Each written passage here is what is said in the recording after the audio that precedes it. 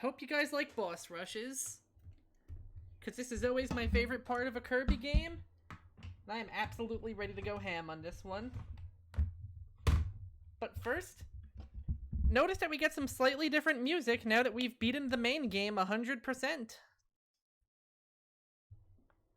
Just a nice little musical reminder that we kinda kick ass. But that's not all the ass we kick. No, far from it. This is where the real magic happens. Just me, a few healing items, and every single boss in the game who are about to learn the hard way why they don't mess with me. But how's everyone doing tonight? And oh, I just realized I had my desktop audio off during that, so you guys didn't actually get to hear the music change. Here we go. Just a nice little difference in music to let us know how talented we are. The reason I mute the desktop audio every time is just so that the sound of my own stream startup music does not mix into the background music of the game while I'm alt-tabbed out of it. So I always have to keep turning it back on as soon as I switch, and it ends up being a little bit messy. But now we are here. Now we are fighting. And right now we have no idea what comes next. Because unlike some of the later arenas, this one is in completely randomized order outside of the final 2 bosses?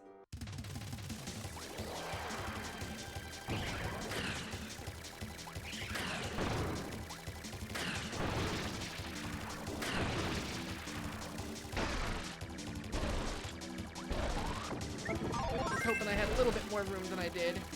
Oh well. And get dumped on.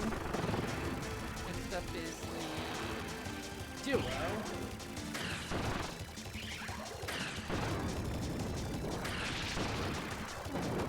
Which, if anything, just means I get to break out twice the damage twice as fast.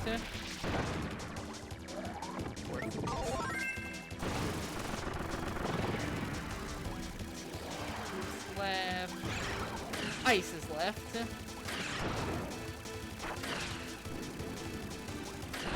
And yeah, unlike most Kirby games,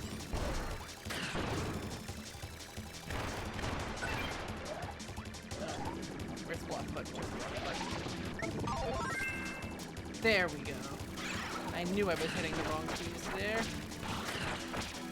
This one's not too merciful about letting you hit bosses before they finish spawning in. Like, some games you can actually get a lot of progress done before they've even finished their starting animations. Here, if their health bar is not completely full, you're basically swinging at air.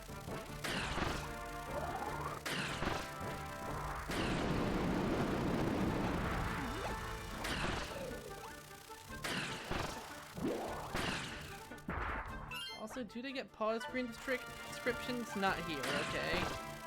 That's gonna be an end game at most thing.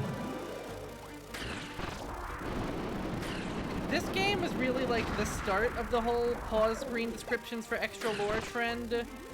But I don't think it's until we get to like the 3DS that they start giving it to like every single minor boss when you rematch them. Like, as is, this guy just is not important enough to get a description, for example.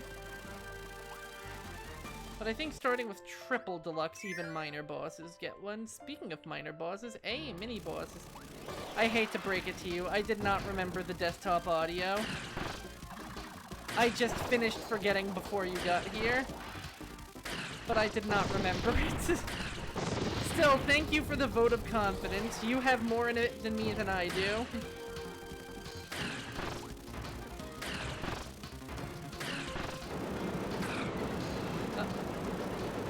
Slashing, then don't get to slashing because he's invincible.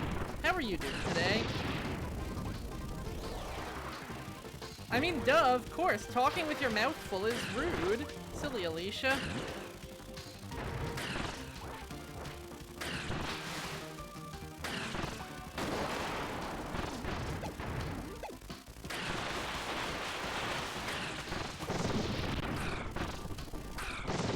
aren't a rude boy, now are you?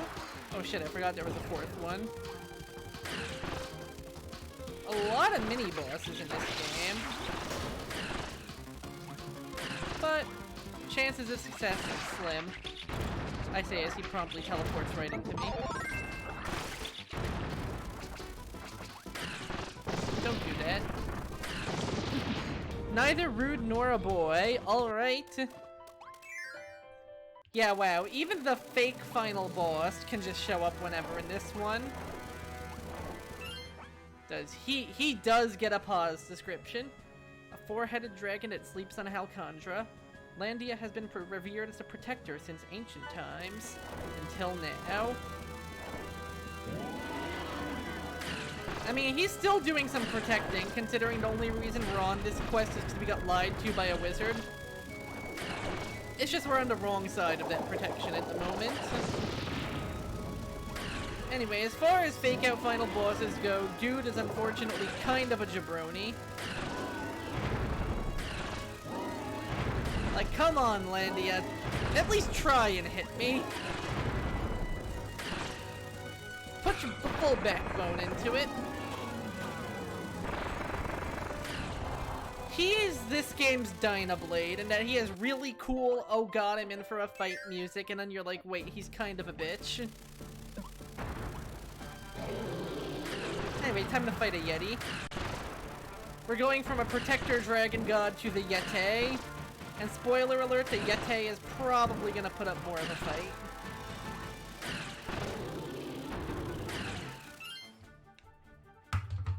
I forgot. Oh no.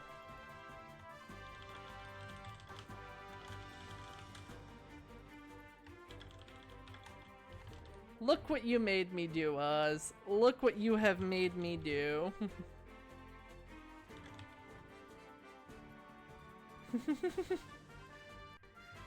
Gosh dang it, Oz!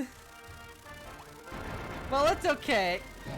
Oh boy, guys, she's gonna start spending points! Sorry to break your immersion, but she's gonna start spending points!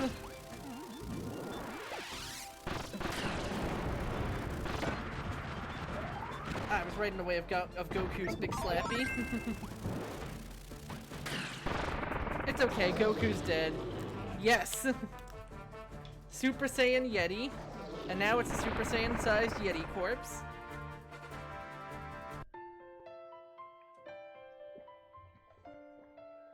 Now, am I playing careless because I can just fire giant fuck-off lasers whenever I want? Yes. But I assure you, we will get a much slower-paced run where we can actually see these guys' movesets for more than 5 seconds. And I can actually learn their movesets enough to not take needless damage. Because we're going to be doing one run regular and one run with no abilities.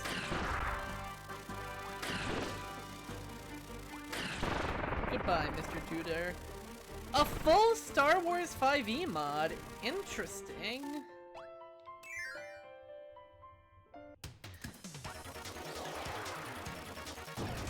Do tell. Though I will admit, whenever it comes to Star Wars, I am always kind of partial to Fantasy Flight's efforts. I do like me some extensive full conversions, though. They speak to a lot of creativity on the behalf of various communities.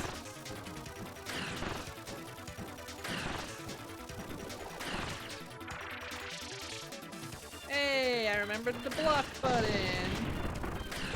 Good, I'm gonna need that later. I can't get over how gross bonkers' textures look in this game. Like, whenever you're fighting something mostly untextured, it looks fine.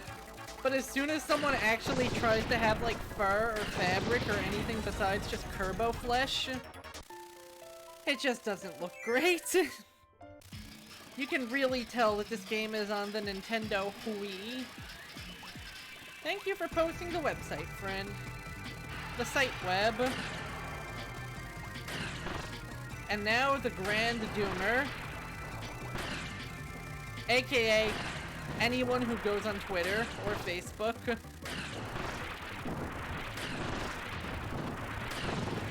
I wonder when the modern news will realize that it is not helping with, like, anything at all.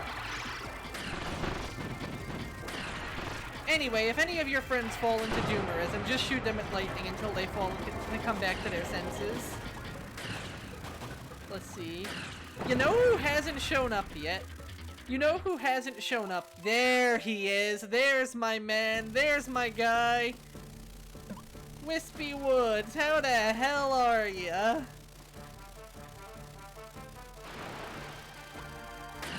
Just in case you guys thought I was in danger for being at low HP for so long.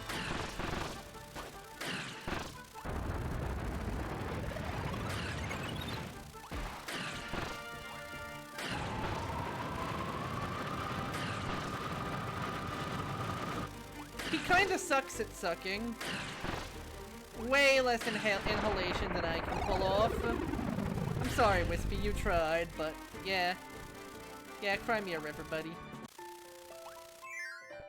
And now we have the Metal General. Are we already at the final few fights? I think we're already at the final few fights.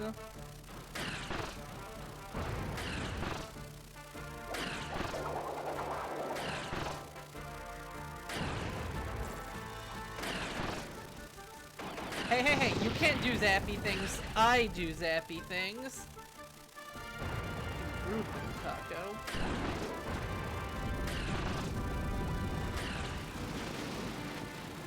And now he's gonna ride a rocket into my face.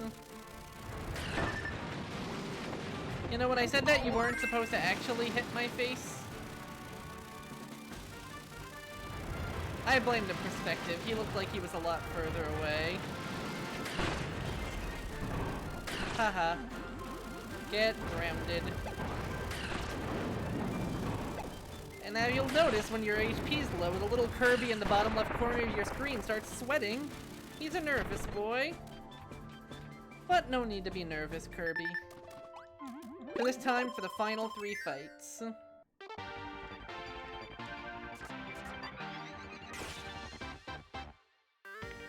Magolor and his ship. I still love the evil goth makeover his ship gets when he turns on you.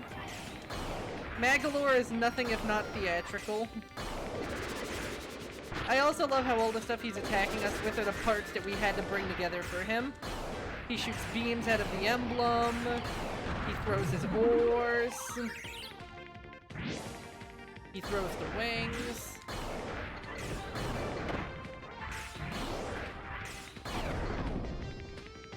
Is there a roll button or not in this one? I don't think there's a roll button in this one.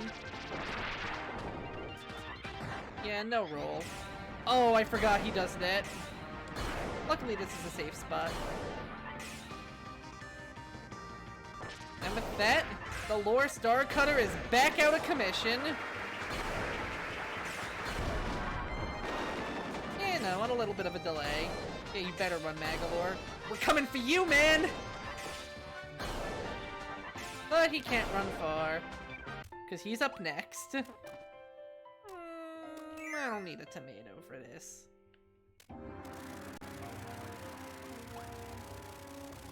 A liar, a wizard, and the final boss of this little adventure.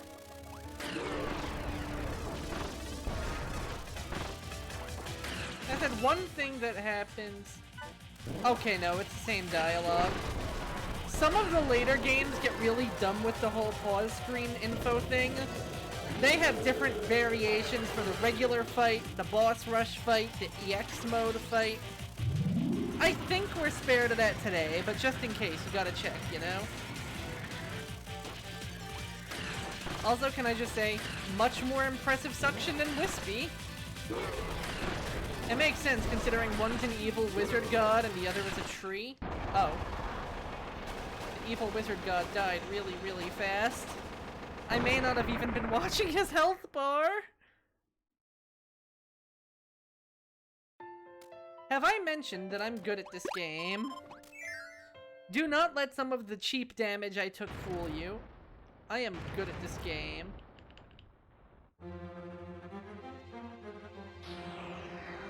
And now we face his true form.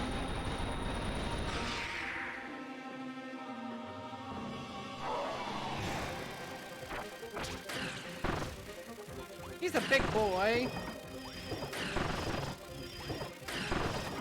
But you know what they say, the bigger he is, the easier it is to shoot him in the face.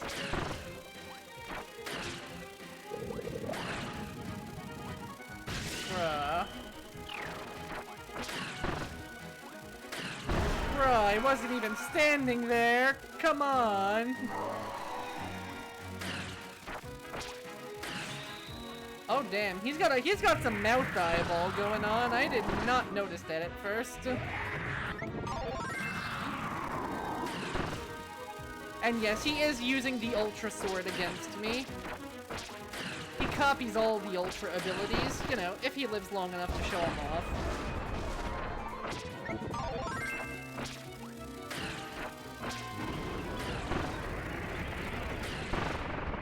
Spoiler alert, he doesn't. And with that, he shrinks down dramatically back into his friend-shaped form. Oh wait! Not in the arena, I guess! In the arena, he just fucking evaporates! Just collapses in on himself like the opening of Full Metal Alchemist. But in the main game, he does indeed regress back to his regular form before just poofing into the void. Either way, let's do this again but with no abilities so I don't break the game wide open. The fact that I'm not using motion controls means that instead of breaking my wrists to fire those abilities off that fast, I could really just kind of do it at the press of a button. A little bit busted, but I was not programming back when we played Godzilla Unleash to play with the actual god-awful motion controls.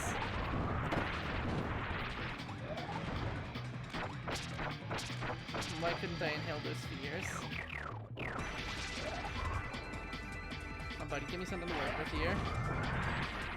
Maybe standing underneath him is not the best solution if I'm trying to inhale his... Does he get a description? Yes, he does. Evil sphere doomers have come to planet Popstar from another dimension, drawn by the lost energy spheres. This one's huge!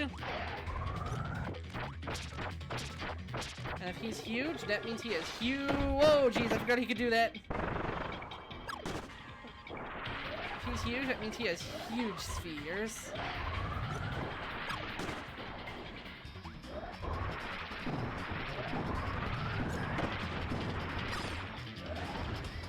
There we go, that's why it worked. Wow. Wow. I can't believe you. I can't believe you. Okay, there we go. I'm getting the timing on these a little bit better, though the stars shoot out a lot slower than they do in other games, especially from bigger projectiles like this.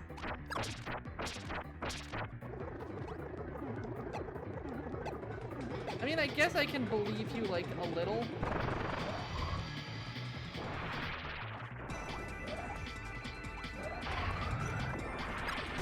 There we go. That's what I was trying to do when he teleported instead. Now this is an attack I can work with. Oh. Oh, so he's going for a low sweep. I have not played this game with no abilities before. Perfect. So it's definitely somewhat of an adjustment. Especially when the perspective gets all 3D on ya. Needless to say, this is going to be a lot more dangerous than me playing with the safety of Spark. But, homeboy's down. And we do have plenty of healing items to go around. At least for this arena. I forget, I did the true arena last time with no abilities as well, right? When we were playing Superstar? Yeah, that was my extra challenge.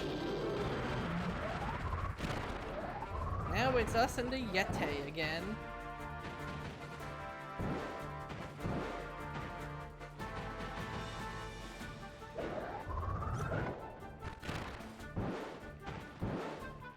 There we go.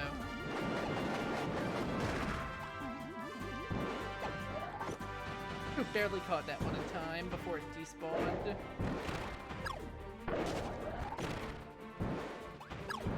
Oop. Ooh, nice juke there. Nice juke there, Yeti.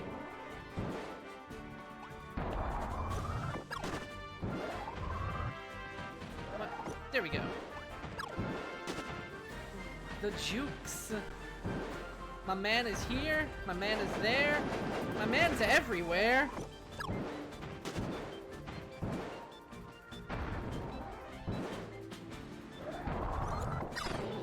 And now he's in the Shadow Realm. Yeah, just check. Yeah, no pause screen description for anyone past the story significant bosses yet. I'm telling you, there might be some in the true arena, but it's a big might.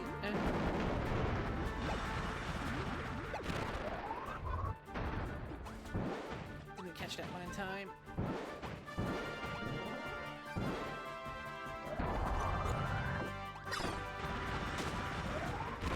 There we go. So what are you guys up to today? Having a nice day?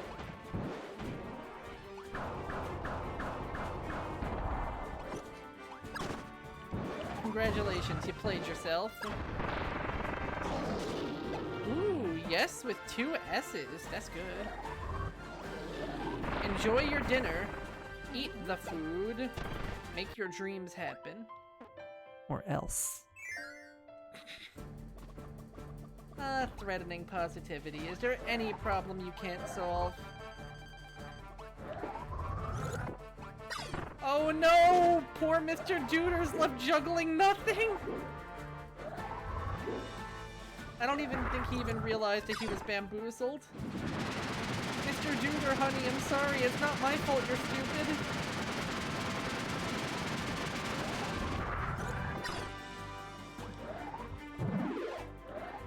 That's what he gets for being a genie, you know?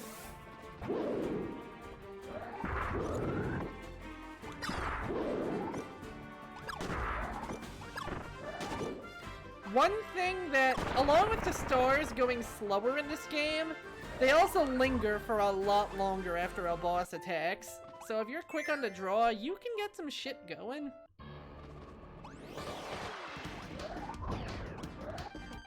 Okay, this is Sir Kibble's group, so I don't think we're gonna have to deal with ugly bonkers today. Oh shit, I can eat his cutter!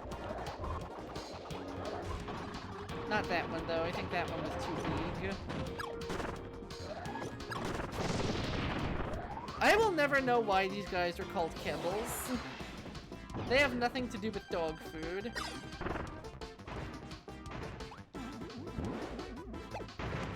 I hate Moundo's chin moss. Oh, he heard I was talking shit. Look, it's not my fault it reminds me of one of those little shitty, like, teenager pube beards. I should know. Way in back in the dark times. I used to have one. It was my biggest regret.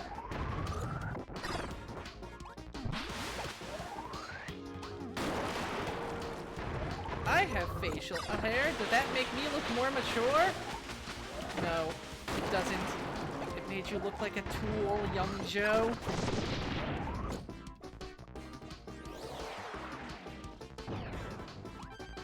Wait, what the fuck? Kibble means something? I thought kibble meant dog food. Is that why it's called dog kibble? Because it's all ground up, like, stuff?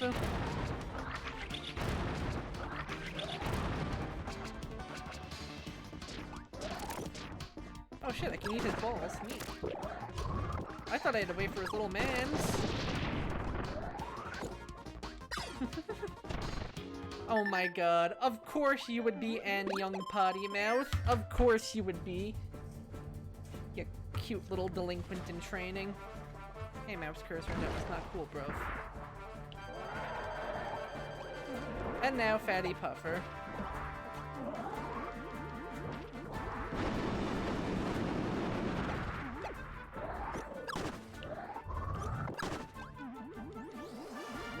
Oh, jeez, he's jumping. Throwing his boys. I love when bosses have an attack where they throw their boys at you. Especially when, like, in lore, they're a dismissive asshat that does not care for the safety of their minions.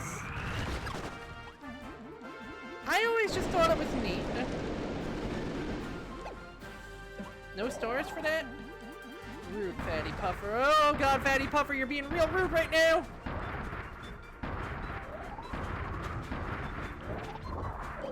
Also, you would think the dude freaking stampeding all over the screen would kick up some stars, but no.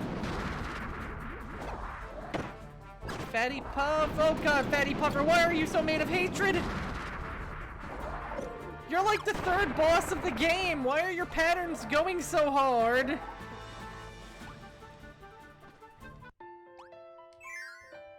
But he's dead. Something tells me that we're gonna be moving on to extra mode pretty quickly. I hope you like recurring mini-bosses, because Gigant Edge has found himself a series staple. Because I guess it's not a Kirby game if you don't have 1,000,001 ways of becoming Sword Kirby.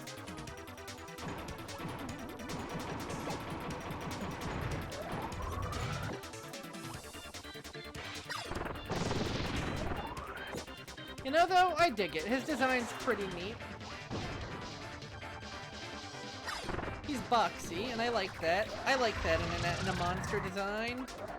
There's a reason why my favorite Space Marine units are the Dreadnoughts, after all. And not the ones with man faces. The Contemptor can go jump off a, like, very slight incline and fall over onto its back and have trouble getting up. I think that would be a worse fate for it. I think if it jumped off anything higher, it would just land like a badass. Space Marines are really good at doing that. But if it fell off something really shitty and embarrassing, then I could at least laugh at it as it flailed its little shitty turtle limbs. Though the one in the new box set does look pretty cool.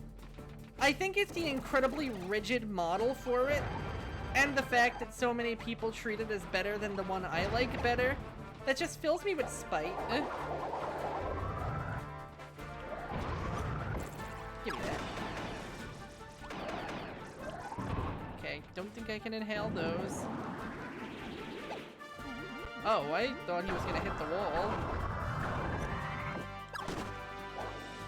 So it seems that 1 star from Kirby does 520 damage, at least in metal general measurements.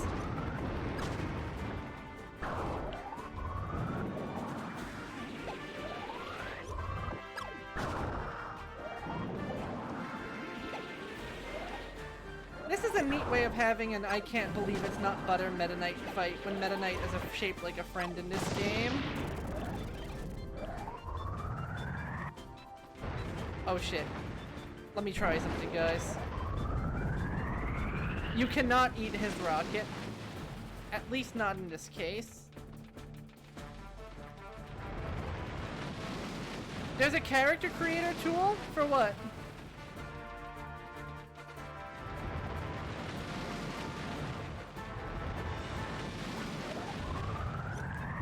You can when he bails off of it.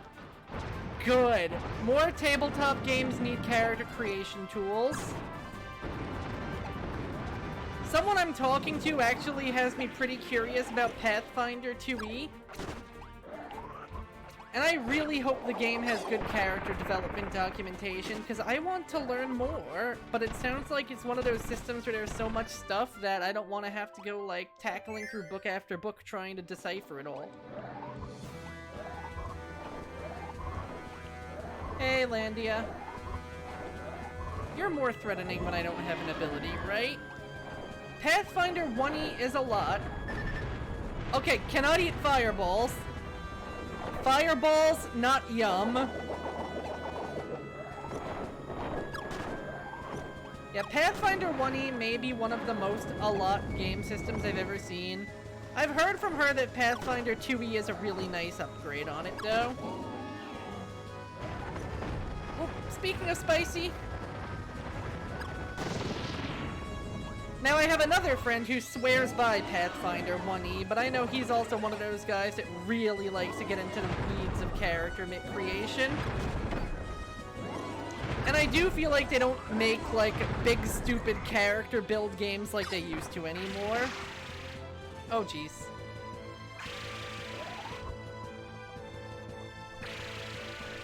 I might actually lose here if I'm not careful.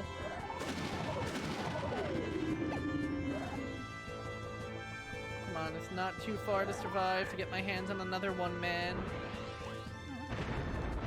Yeah, there's no way I can eat this, right? Oh! No, no, no, no, no! Oh! I thought I could go over it, I thought I could go over it. My life flashed before my eyes. Okay, so this is actually a bit more of a challenge when I don't have an ability. Especially when I'm dealing with... I forgot you even played Pathfinder 1E.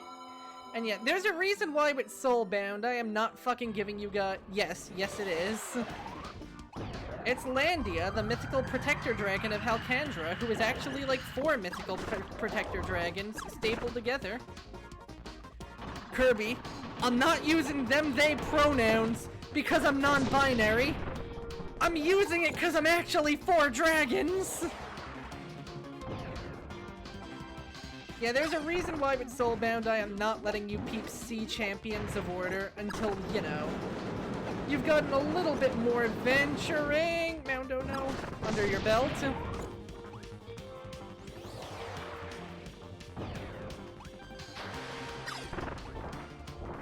Maybe once we finish the first sort of mini arc I've drafted up, even if that has been temporarily paused because train.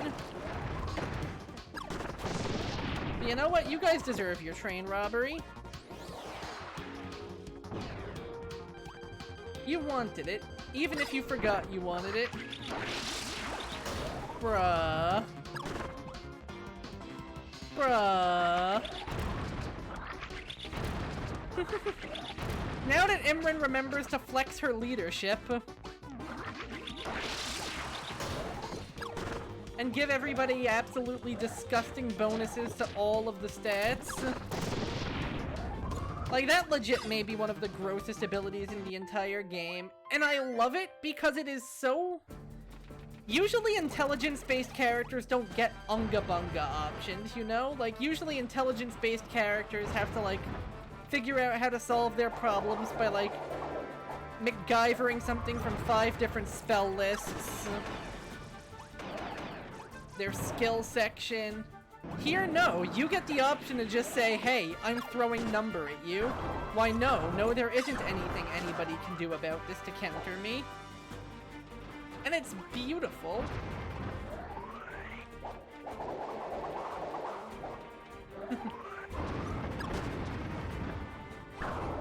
It's okay. I'm sure you guys are at least going to get 1 experience from the train heist.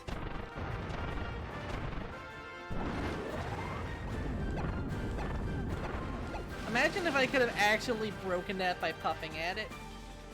Also, did you guys see the trailer for the new Kirby game?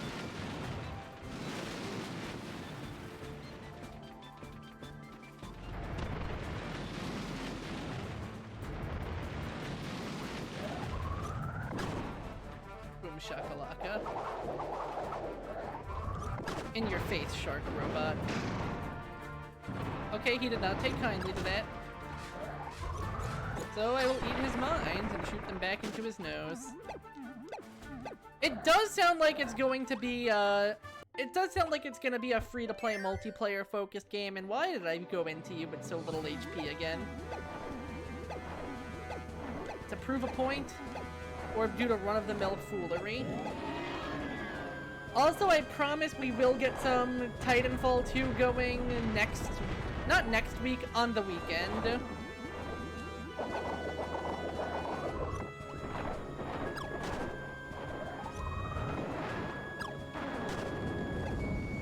Because gosh dang it, I love this game too much to not. Spicy boy technique? Wow, I was really on the edge of that one.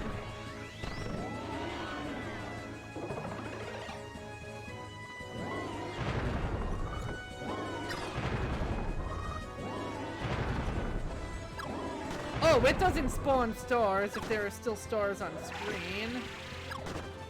That's dangerous. Okay, so we have to survive their volleyball attack. You cannot damage any bosses with Kirby's lesser moves.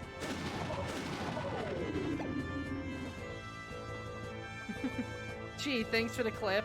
What were we talking about? Oh yeah, I was saying that stars don't spawn on the screen when they're using that attack if there's already stars on the screen.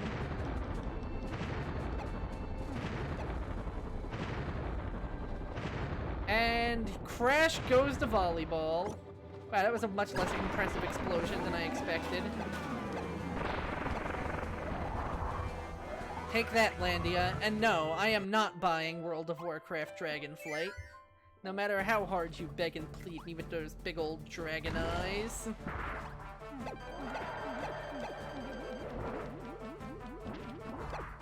Honestly, it sounds like it would be a cool expansion pack if it was anybody but Blizzard.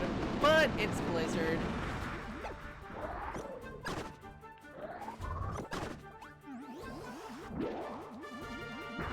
Wow, I really smushed in to dodge that one.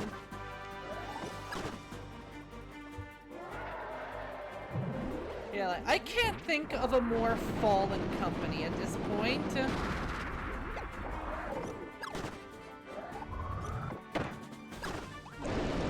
And I know it is really hard to find game companies that are fully on the up and up nowadays, like... God knows Blizzard has its problems, God knows Riot has its problems. But Blizzard's, I feel, they go, like, yeah, Riot has problems, Nintendo has problems, there isn't a damn place in the industry that doesn't have problems. But I've never seen a company just so gleefully basking in them as Blizzard.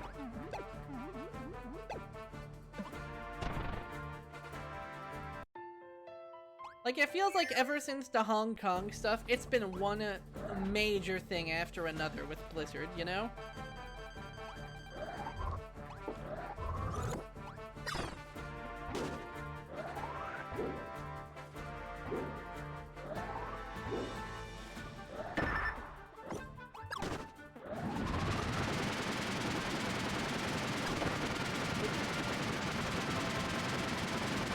I kinda thought he fell down sooner. I was thinking of the attack he does after the phase change. Oh shit, his hitbox was active. Thank God it just nudged me instead of hitting me.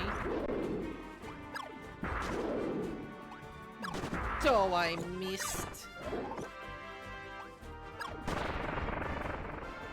And I knocked his toupee off. Well, his turban in this case, but... He had a little purple circle under there, a little, like, headpiece thing. I'm calling that his toupee. That little, like, little flat part on his head after we knocked the turban off. Wait, come on, what you got for me, Goliath? What you got for me? Yo, where's David at? Make this a 2v1, coward, you wouldn't. Look at your freaking incredible stretchy arms.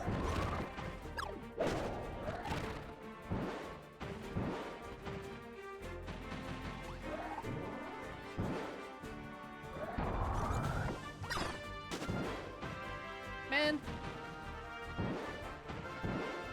The fact that comics have existed for so long, have been through so many authors, between the heel turns, the people who don't get a character, the dramatic twists, and even just changing outlooks of time, you start to rapidly realize that every superhero is kind of an asshole. I don't think there is a single one that has not been written at some point in their careers to be an asshole. There just isn't one.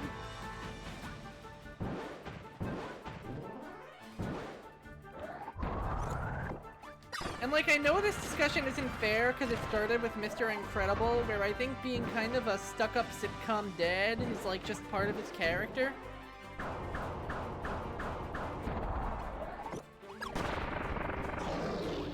But it still is hilarious, just like, even among superheroes, where almost every character is an asshole at some point, there are some characters who still stick out as, wow, that guy is a douche.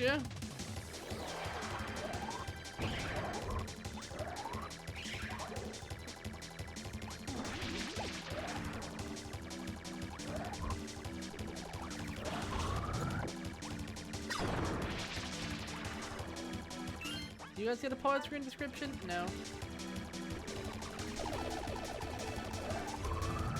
I just want to read up on my easy access Kirby lore. Don't bully game.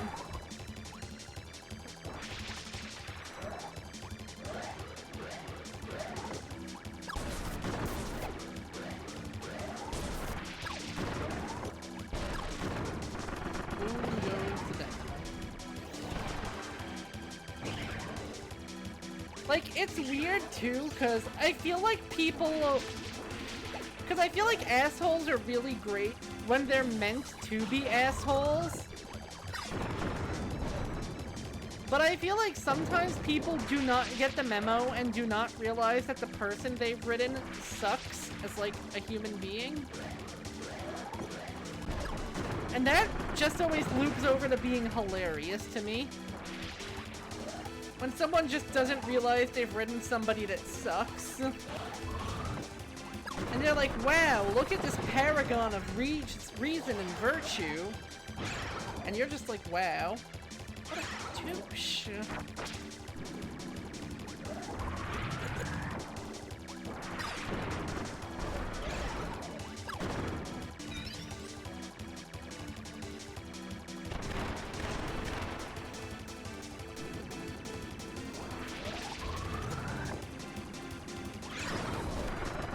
Do you mean in general for writing, or do you just mean for superheroes? Because with superheroes, like, Mr. Fantastic really is a great example of that, because he's really just this, like, 50s sitcom patriarch kind of guy in a world with superpowers. I mean, remember that for the longest time, his wife's name wasn't even the Invisible Woman, it was the Invisible Girl, and I can't think of something more demeaning than that. Imagine being somebody who literally saves the world on the regular, and you're named Girl. That's just so demeaning. Bonk.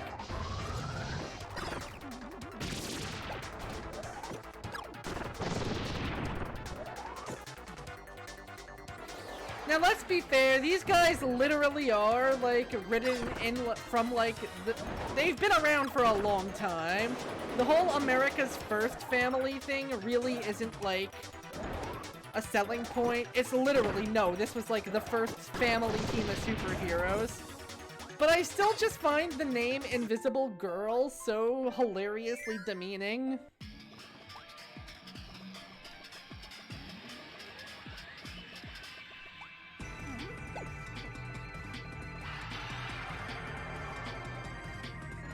Like, when you have a parody series like the Venture Bros flat out just leaning into how much of an asshole Mr. Fantastic is with their parody version of him, you know that, yeah, all the comic writers know that shit.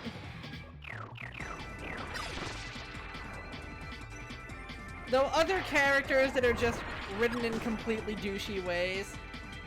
Here lies Hank Pym, superhero whose entire reputation is now man that hit his wife that one time. The Venture Bros is an interesting beast because it has been around for like over a decade at this point due to how long seasons take to air. It did recently get, like, the plug pulled on it, but they're getting to finish it in a movie, so fuck yeah, good for Jackson and Hammer. But yeah, be prepared for some stuff that doesn't always age the cleanest when you're watching it. Though nowadays, it's actually surprisingly progressive. But you will absolutely be running into some mildly oof material the first time you watch. Still a great show, though. Like, I've never seen a show as well sum up the idea of just a conversational tone between two guys. Especially when, like, half the cast is voiced by those two guys that create the show. So many characters are just comedy duos of the two just riffing off of each other.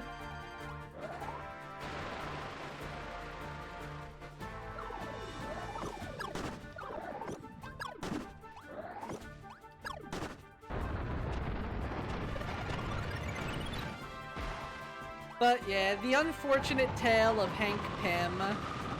You try to have a character go a little off the deep end for a story arc. You write in the note directions, in his mad flailing, like he accidentally bumps his wife. And then the guy drawing the panels for that comic interprets that as he freaking just like winds up and backhands her. And that is how you get a character whose reputation never recovers from that point. And I mean, like, on one hand, definitely blame the author who decided that a little bit of accidental domestic abuse was an okay thing to give a heroic character. But that panelist wasn't helping, the story idea wasn't helping. There is a lot of really old and really uncomfy shit in comics. And part of the problem of having legacy characters is that, man, that baggage sticks.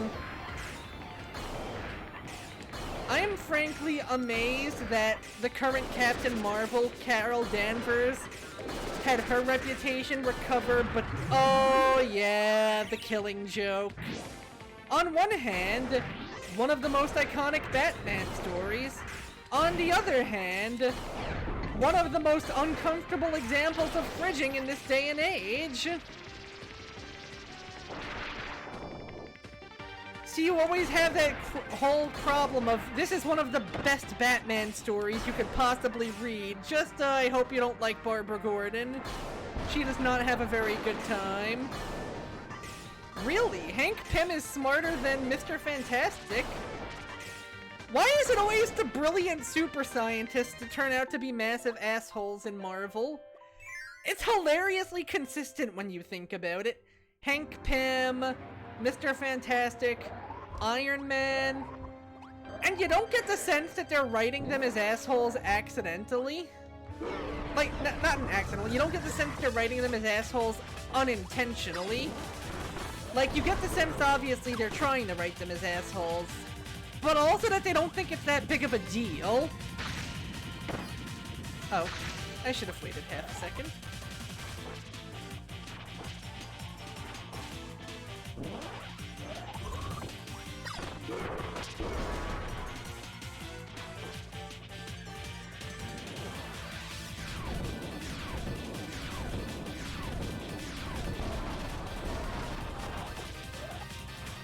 Honestly, fridging is such an upsetting trope, part because, dear god, the loss of agency on really cool characters fucking sucks. And also because there are ways of killing Oh, definitely. Tony Stark in the first Iron Man movie was so good that they literally were able to build an entire multi-year, like, franchise experiment off of him. But Tony Stark in the comics was a lot less of a cool dude than Tony Stark in the movies. Don't ask about Civil War if you want to enjoy Mr. Stark. And I'm not talking Captain America Civil War. I'm talking ill-thought-out comics Civil War.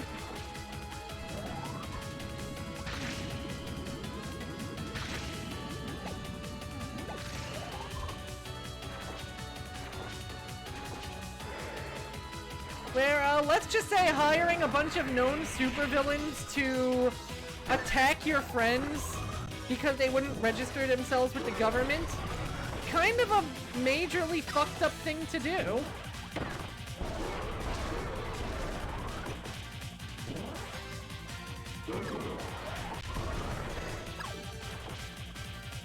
Okay, this is actually pretty rough without a power. Bravo, Magalore, bravo. Yeah, Marvel loves its big event comics. More so than big event comics, Marvel loves making their superheroes fight each other. Civil War was an attempt at making the two ideas kiss by having a giant superhero versus superhero brawl that encompassed basically every corner of the Marvel universe by having the topic of superhero registration come up. A fight with an explosive supervillain by an unexperienced team led to a lot of collateral damage and death. So the government was like, hey, this isn't cool, we need you guys to be accountable. This turns into a giant blood feud.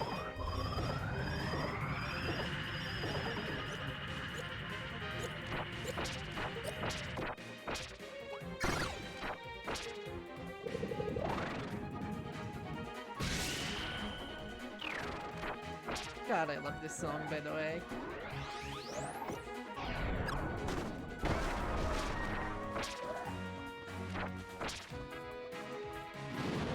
Like, it gets to the point where the pro-reg and anti-reg sides are doing far more monstrous things to each other than any of the supervillains they were dealing with. And yet that's not the point of the arc. That just goes back to what I say about comic book writers being unable to write people they think are being justified and cool, and instead of writing assholes.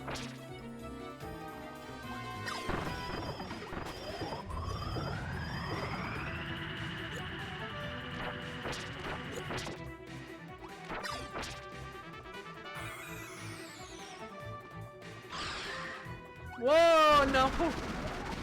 The fourth wall cannot protect me from the might of Magalore. But these balls sure can.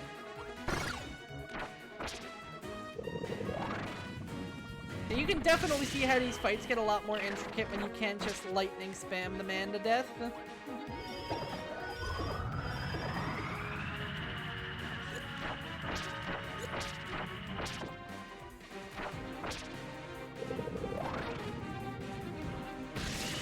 Spark is absolutely OP, because with my bindings I can simulate the act of waggling a Wii Remote at like 1,000 times the speed. Not even intentionally, I just did it so when I played Godzilla Unleashed forever ago, I didn't have to deal with that game's god-awful control scheme.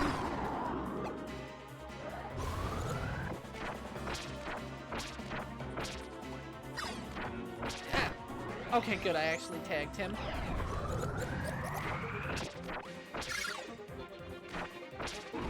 Oh, that's rude, Mags. That's very rude. Now he's using the flare beam.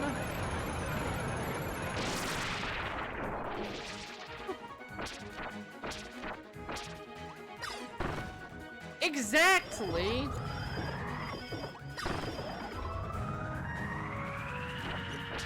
Half the time a smart character means I intellectually step on everyone in my way. And a badass character means I am cool and disaffected in a cruel fashion. And it just isn't great. I feel like we're reaching an era where empathy matters a lot more in our content, and I'm happy about that. Yes, exactly! That is the core problem. Without their plot armor, they just look either like dumb babies or psychopaths. Oh shit, I can actually play as DDD and Waddle Dee and Meta Knight in the arena. Nice. But instead, we're playing extra mode. This may seem familiar to you. This is because it's the first cutscene of the main game. That's right. Extra mode is you take the main games and you does it agains. But this time with some slightly different dialogue and some altered fights and level placement. As well as a lot less health. Why am I doing this, you ask? Well, I can't play a Kirby game without doing every boss rush, and the true arena is locked behind this. Along with that, I just really fucking love this game, so yes, it is so nice I'm gonna play it twice. Thank you for asking.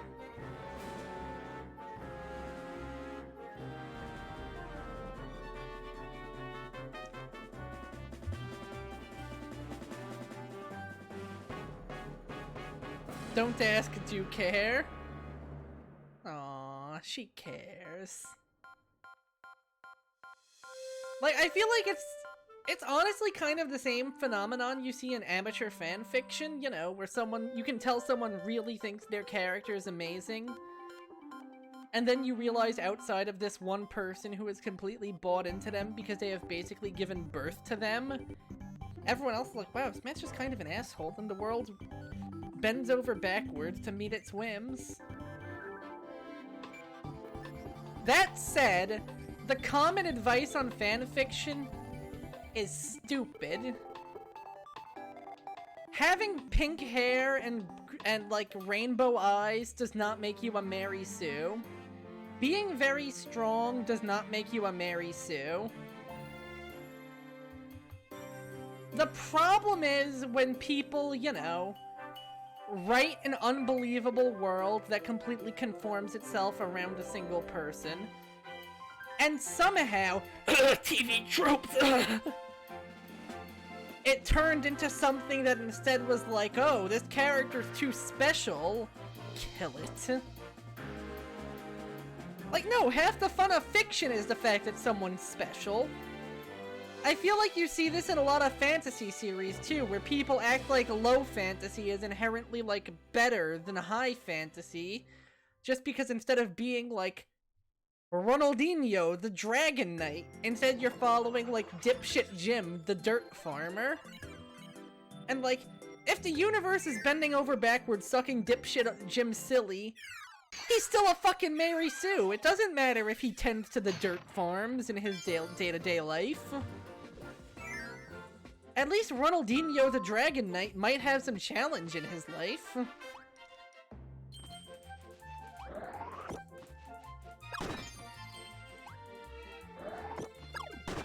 Honestly, yeah. I feel like Rei was in an unenviable position from the beginning, though, because she had the burden of existing in a series that already had characters. Also, you may notice our health bar is way lower. Whee! Also, they changed the design on the star coins a little, which is kinda neat.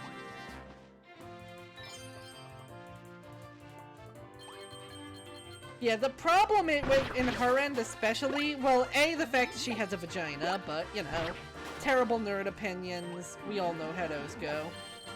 But problem B is that there were already characters that existed, so that meant, dear God, she cannot be the same as or better than an original series character in any regard, because people will call bullshit to high heavens, because no...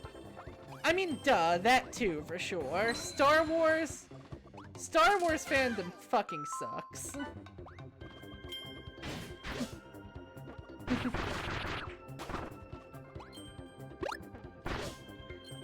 You know, you're not wrong. Yeah. Oh my god, they changed the 1-up designs too! Kirby has a little crown! Look at him, he's adorable!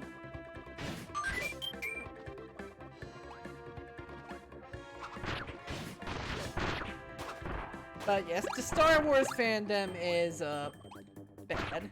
Very bad, like, Jesus Christ.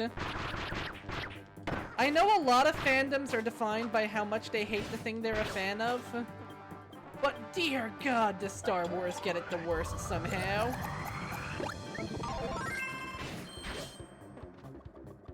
Yes, anything she does will absolutely be held under the firmest microscopes and scrutinized against every other character in the main trilogy. And if fucking Glup Shido over there is renowned for his ability to play jizz music, you play jizz music better than Glup Shido, the Star Wars fans will absolutely call for your flesh.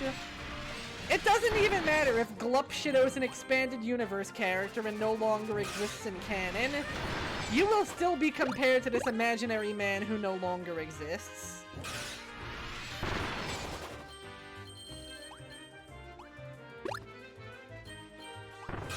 Though, yeah, it is definitely way worse for female characters. Like, nobody gives the Mandalorian shit for being a better Boba Fett than Boba Fett.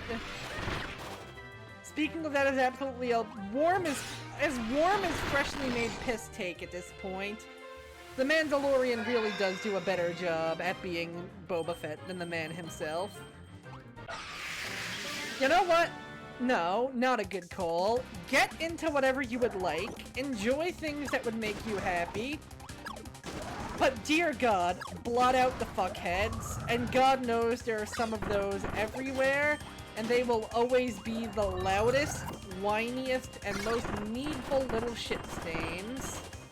But you know what? Fuck them. If anything, you're the one that gets to enjoy thing, not them. That's not to say that you can't critique a work of art, because that's half the fun of enjoy.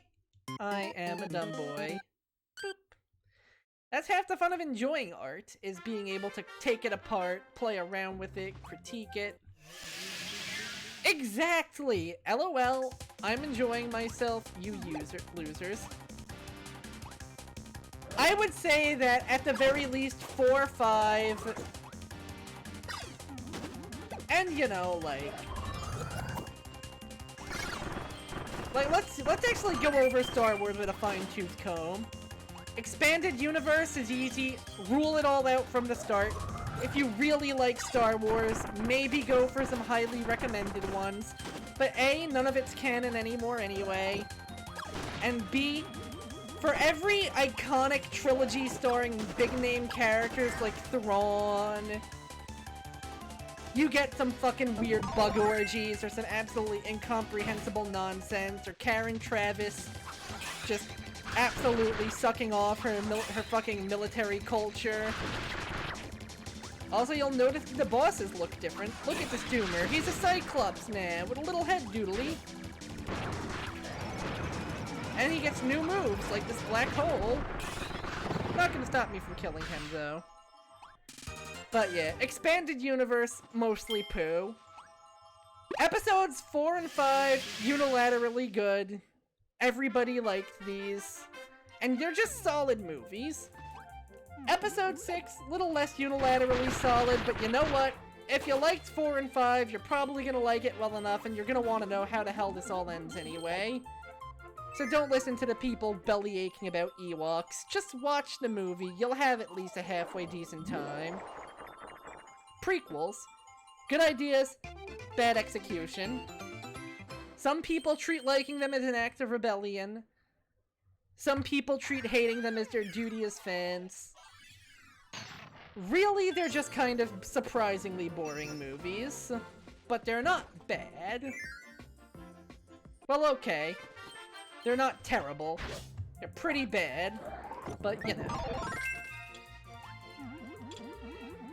Oh shit, I didn't even notice there was a guy up here. Exactly! Episode 1 really isn't good! I fell asleep in the theaters during it. If you're falling asleep in the theaters during an action movie, something has gone wrong going conga bongo.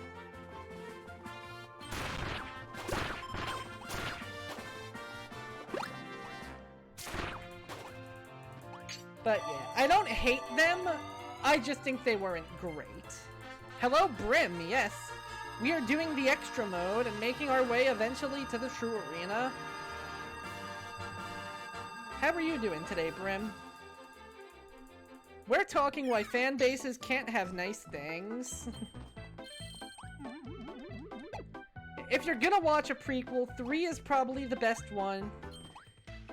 It's almost like the reverse of... like, if regular Star Wars has 4 is the best... No, 5 is the best, 4 is the icon, and 6 was mediocre. It's reversed for the prequels. 1 is bad, 2, believe it or not, is worse. And then 3 is actually pretty enjoyable, especially if you're in it for the meme. Never done the true arena for this. Well, buddy boy, you're in luck, because we will be checking that out as part of this stream. My goal is to do every true arena in these games, and try to at least do a lot of them with no ability. Wish me luck, because this game's true arena a lot harder than Superstar Ultra's. Superstar Ultra's true arena was being nice by cutting out most of the bosses, and no other Kirby game will let you in on that kindness.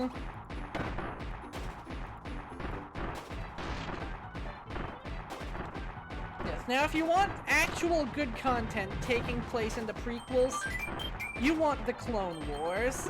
You don't want the movie The Clone Wars. You want the actual concept of the Clone Wars themselves. There was a good TV show about it. There was a bunch of good video games about it. The prequels excel at being toyetic. And I don't entirely mean that as a bad thing. Because the toys and video games we got out of them were really cool. It was the worst Star Wars era for the main content, but it was arguably the best Star Wars era for side stuff. Speaking of side stuff, the Knights of the Old Republic games, good. Play them. They're RPGs, so I think you would like them. They're by BioWare, and this was before BioWare kind of ended up having the telltale problem of wearing their formula on their sleeves. So it may well be your first, and you know, not just before they started wearing their formula on their sleeves, but also before things got particularly, you know, EA with them. The mini-bosses are now EX versions with different attack patterns and cooler color schemes. Oh shit, I didn't realize I had that grappled. The second KOTOR is one of the best Star Wars things, and it manages to achieve this title without even being finished. For an idea as to how good the KOTOR series is. There is an MMO, The Old Republic. From what I hear, it is surprisingly good, despite the fact that it is a free-to-play MMO. Much like Final Fantasy XIV, a lot of people treat it as a fundamentally single-player experience with some Star Wars other people thrown in. And then we get to the sequels. Well, the sequels and the TV shows now, I guess, because there's fucking 5 million TV shows. Because we're in the Disney Plus era of Disney content, and that means that watching the movie is no longer enough.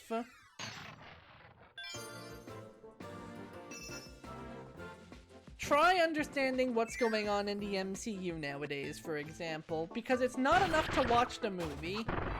Now you need to watch the TV, you need to watch a few other movies that follow up on the characters.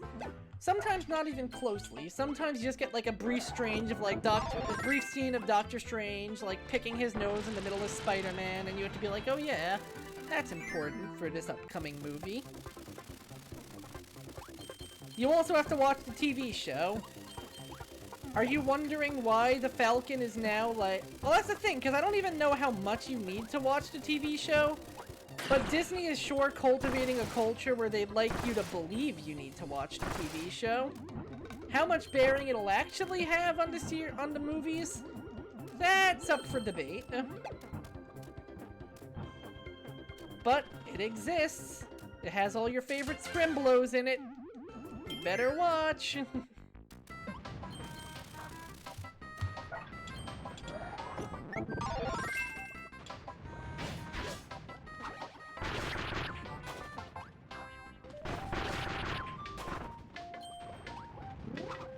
But yes, that does make recommending Star Wars stuff now harder, because I have not watched all of this. I've only seen a few episodes of The Mandalorian. I haven't seen any of Obi-Wan.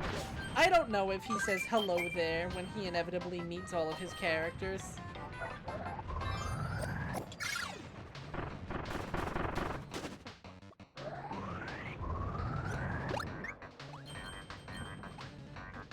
But I will say, 7 was a promising start. That was also very repetitive and heavily based on episode 4. But you know what, it had promising young new characters. It had... What was I thinking? Like, promising new characters. It had the assurance that they weren't just doing the prequel trilogy again. It had potential. Then the problems started. I liked episode 8. I liked episode 8 more than a lot of people did. Oh god, they explode now. I forgot about that. But at the same time, a lot of what I liked about episode 8 was the promise. They took a movie that gave us a lot of same old, and then they followed it up with a movie that said, hey, a lot of where you thought this was going is wrong. And that all proved to be potentially interesting, if they delivered on it. This is where you get the Always Sunny title screen going. The gang proceeds to not deliver on any of it. Alright, Brim, fire away. What are your thoughts on it?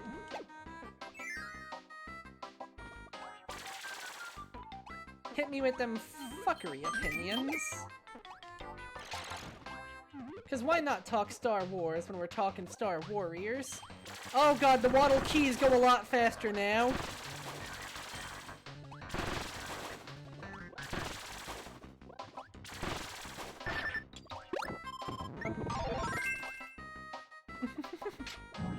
True. But remember, Disney treats the expanded universe, and I'm not gonna lie, this is the smart way of treating it. They treat the expanded universe more as a suggestion than as a hard canon thing. If they decide an element works, they import it. Theoretically, this is really good. You get to keep your Grand Admiral Thrawn's, and you get to ditch your Han Solo bug orgies. The problem is, Disney doesn't really have a creative bone in their body when it comes to handling Star Wars. So instead of giving these characters new spins, they just kind of remake the thing, but less good.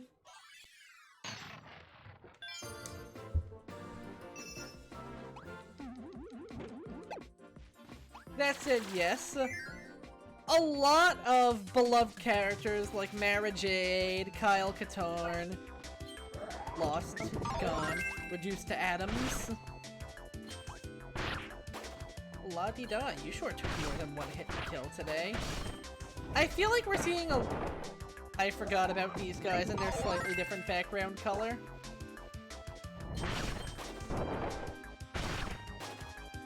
They literally look animated on a different animation cell, and I kind of love that. They're like a slightly richer tan color, slightly thicker outlines. It's just like my Japanese animes.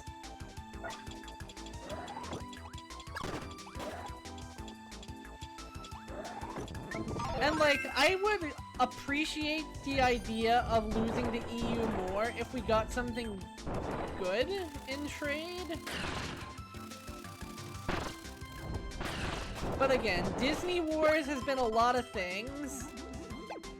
It has been a series of, well, incredibly loose air quotes terms, series of movies.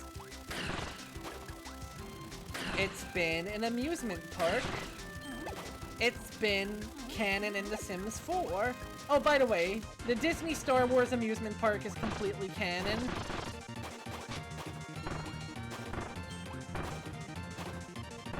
You may be wondering how this can be, to which I say, don't ask questions that you are not prepared to hear the answers to.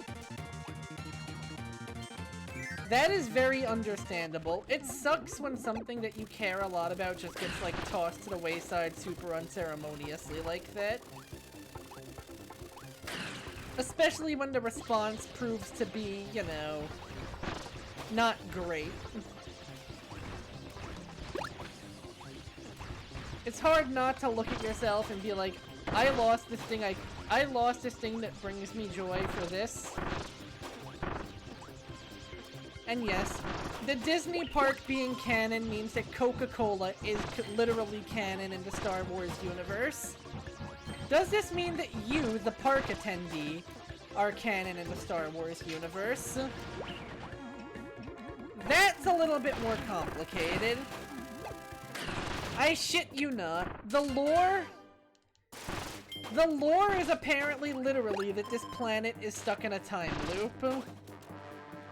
So it is undergoing the same day over and over again.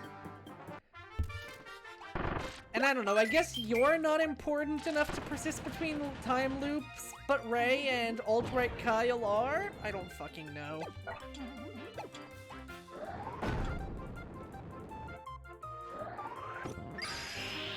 Here's Monster Flame.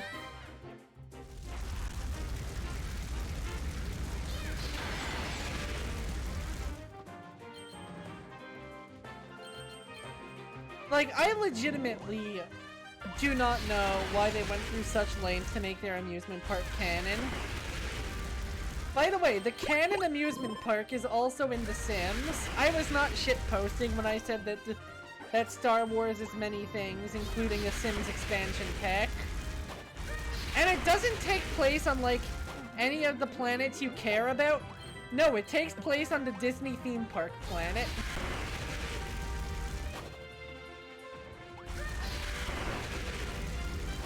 They don't even let you seduce Chewbacca. In The Sims, a game all about doing whatever you want, they don't even let you seduce Chewbacca. The only characters that can kiss are Rey and Alt-Right Kyle, and only each other. I think this was out before episode 9 too, so it's really just kind of a blatant bone to that demographic. You know. The Kyle stands.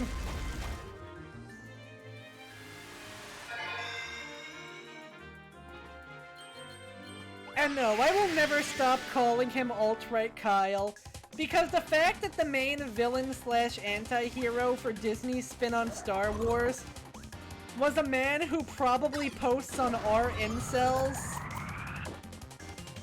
just fucking amuses me. Like, no, he's not intimidating. It's not intimidating when he loses his shit and starts hitting his... when he starts hitting his computer with his lightsaber. It just makes him look like he's...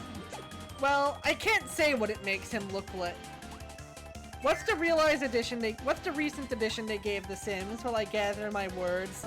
Ah yes, there it is. It makes Kyle look like somebody who I would be banned from our relationships for calling out, because in their infinite wisdom, the Reddit mods have decided that man-child is a slur. Okay, my brain's caught up to me. What's the addition here?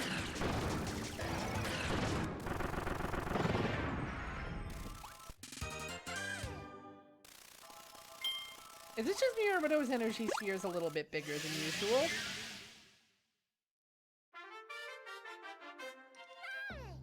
That's true, they have added werewolves. Can I bite Chewbacca and make him a werewolf Wookiee? He wouldn't even change! That's the funniest part, he wouldn't even change.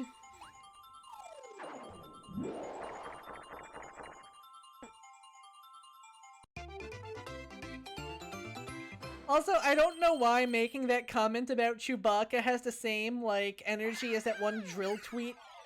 Buddy, they don't even let me fuck the paintings.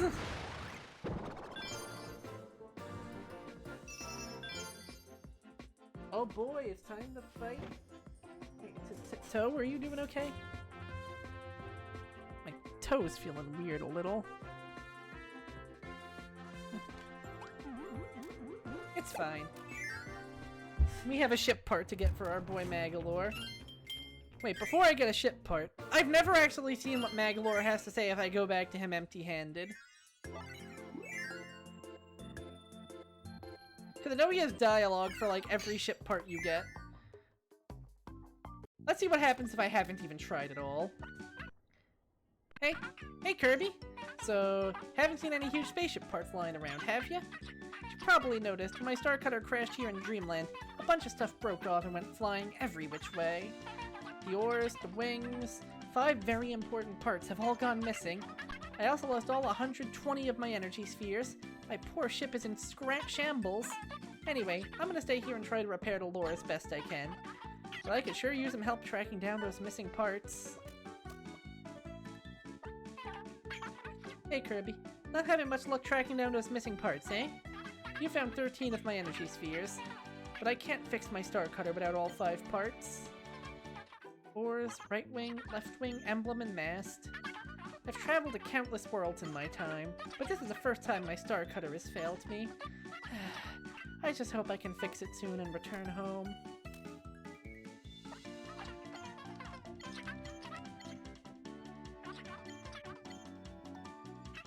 What bad luck for my poor ship to have completely broken down like this, but I'm so glad to have met someone as kind as you, Kirby. I love how he leaves out the part where he was attacked by a dragon for being kind of an asshole.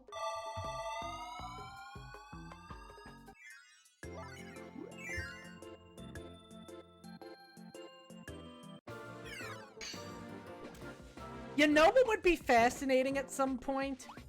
A big dumb fandom survey. I want to see the overlaps. Like, I want to see how many Raylo fans also read 50 Shades of Grey, for example. I guarantee you that that Venn diagram is more connected than less.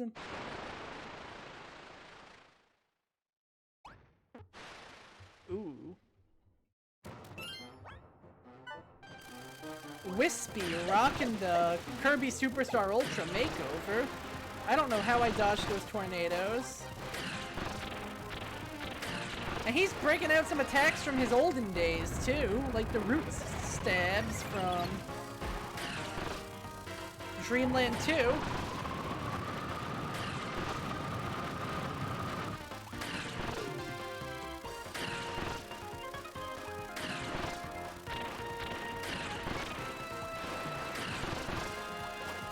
And a lot more health with that. But he falls all the same. Hiccups. Hiccup. I tried to chain it into Chop Suey, but I did not have the vocal chops for it.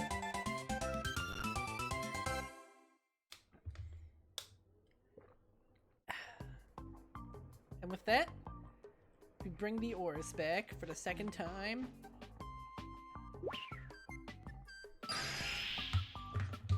Yeah, I don't know though. I am a pretty big proponent of Death of the Author for the most part.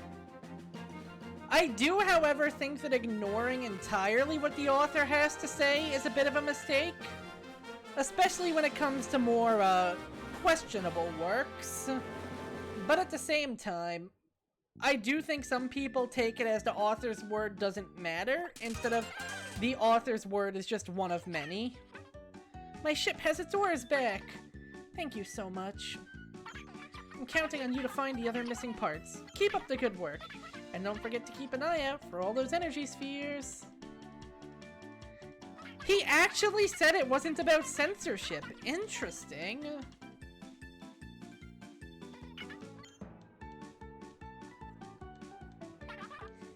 Oh no, we have the challenge stages again.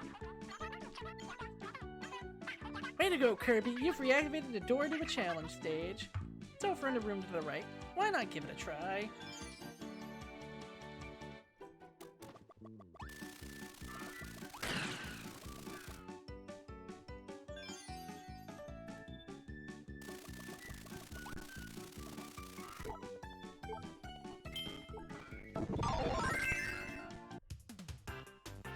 Let's see how much this challenge has changed.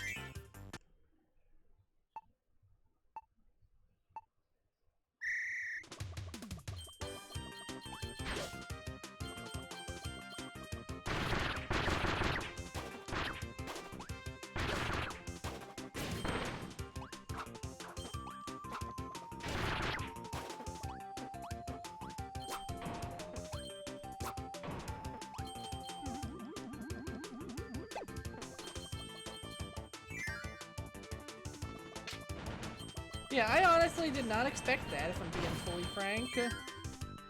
It's about being turned into morons by TV. Interesting. And I can absolutely see why Death of the Author is at play there. Because first of all, wow, that is one dystopian setting to entirely put on TV's shoulders, like goddamn.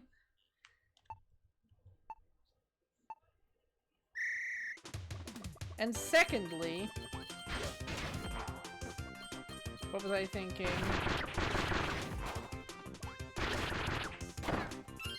No, got hit. Like, I feel like the censorship is definitely more poignant of an idea than Old Man Yells at Cloud, the book.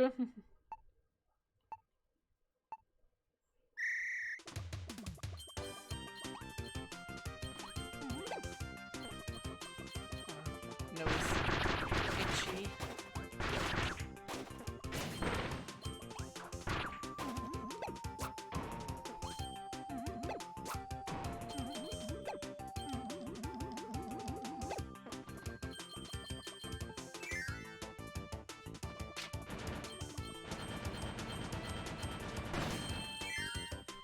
Yeah, the part where death of the author gets a little more difficult is during the parts where you have, for example, an author who believes some shit, and then you look back at their work and you're like, oh god, the signs were there all along. Here's a fun exercise. Try reading a certain author's descriptions of certain characters, yeah. Read descriptions of Rita Skeeter again sometime, and, oh boy, you can't really say the signs weren't there from the onset. Oh no. Oh no! I'm dead.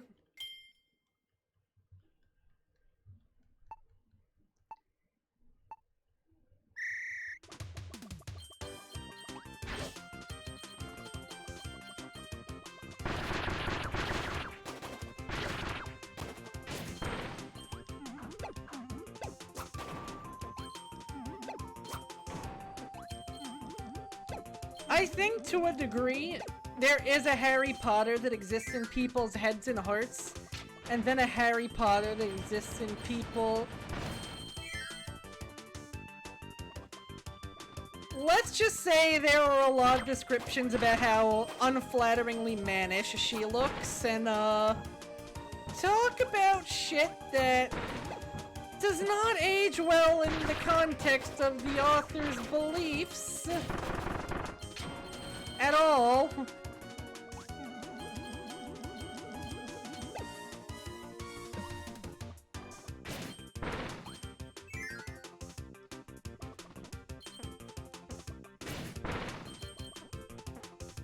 Okay, for this one I want to crunch the enemies.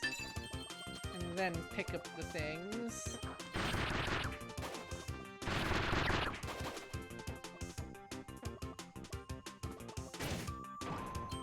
Oh, that was the worst one to pick, I think. We may have missed a gold coin and may have to do this again. But you know what? Wait, no we don't, no we don't, haha! Get bamboozled, game! I've caught wise. You're baloney.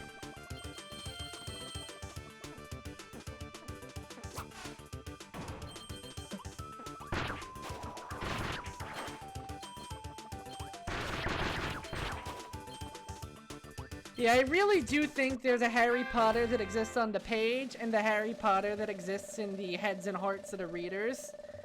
And that makes it make so much sense how big of a fan fiction scene the series has, you know?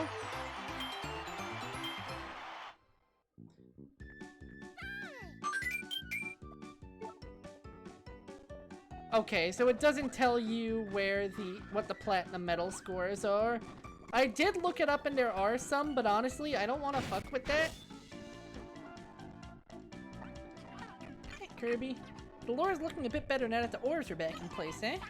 Well, yeah, before it was just the L-Star cutter. You found 13 of my energy spheres. As for the missing parts, I still need you to track down the right wing, the left wing, the emblem, and the mast.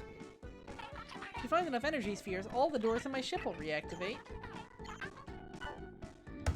Does he have new dialogue yet?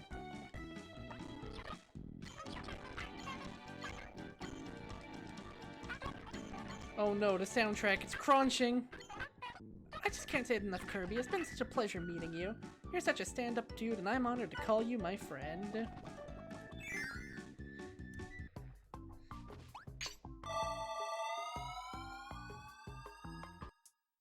Like, honestly, if you think about it, Harry Potter is like one of the most perfectly calibrated to create fan fiction works this side of, I don't know, Homestuck.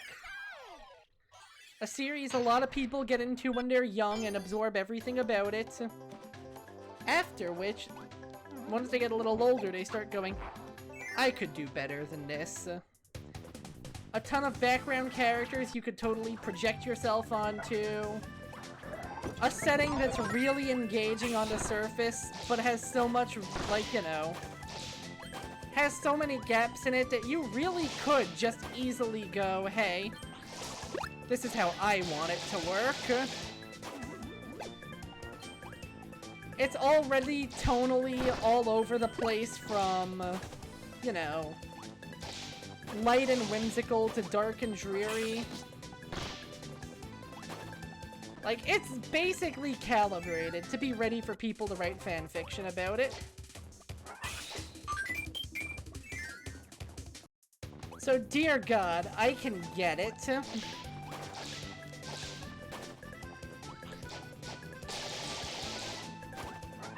Whip Kirby makes me so happy, if I'm being honest. Little dude. Got a snake in his boot. You grab shit through the walls. It's funny, because when I played this game when I was younger, I did not think much of Whip, but now it's one of my favorites.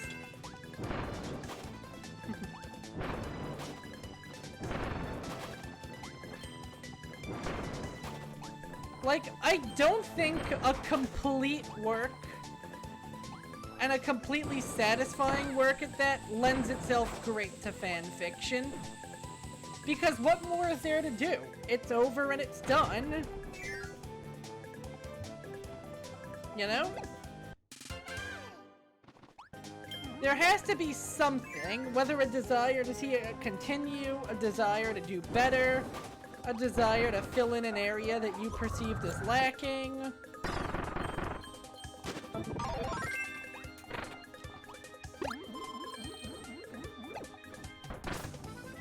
Oh, get owned, you poor little Waddle Dee!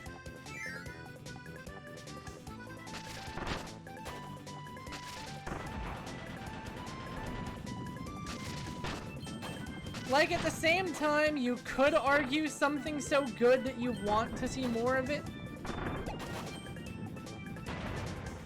See, exactly. For you, there was a lack you perceived, a lack of length. And you were like, I want to see more of this, give me more. And without someone to give you more, you set out to make more.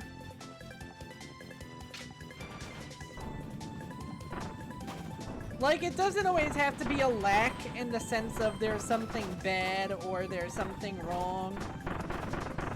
It could be a lack literally just in the sense of I want more, I do not have more, this is a problem. Oh, okay. I thought you said you wanted there to be more of its story mode, not more to its story mode. My bad. And yeah, see, there you go. Even then you were like, hey, this doesn't really feel right. I want to see more of it. And like, done in this way instead. Because like, what are you going to write otherwise? Just retranscribe episodes of the show? Which I sometimes do forget the show, but I am the character. Is a pretty burgeoning genre of stuff, and you know what? Even when it's just full-on episode rewrites, at least it's people being interested in reading and writing, you know? You go, you funky little 10-year-olds. Face the fear, change the future. Actually, please do not write Lobotomy Corporation fanfiction, you funky little 10-year-olds. You should not be playing Lobotomy Corporation.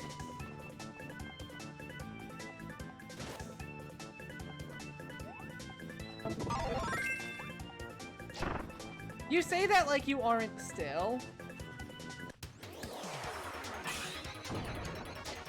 Bonkers EX.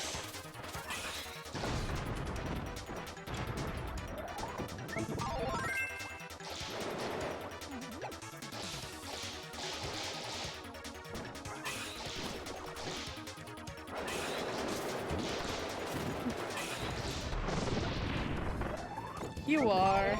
You are.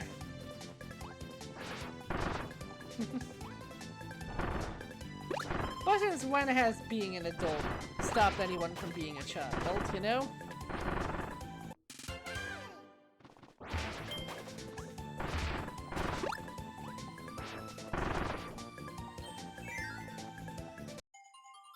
I mean, it has, far more often than it should.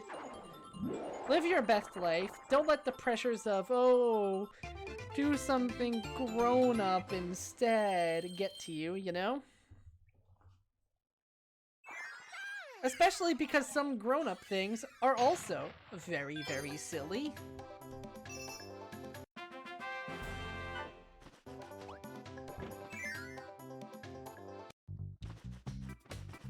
Oh, I kinda dig this music.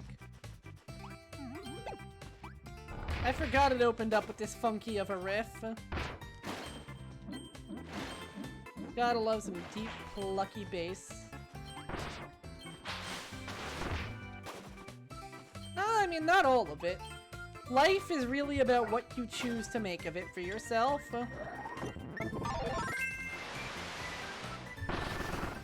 One man's trash is another man's treasure, but that doesn't mean it's trash.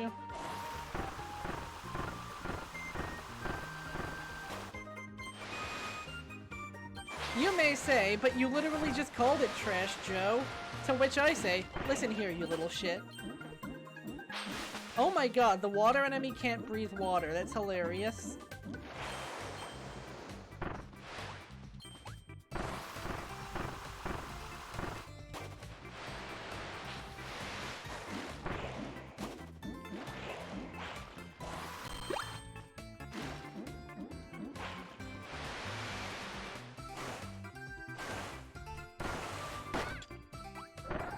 Yeah, ultimately I feel like the secret of life is do what makes you happy and follow it, and you can never go wrong.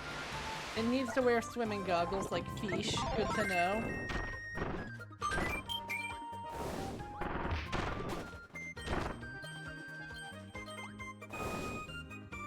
Animal buddies! Rick, Kuenkind, take Manhattan.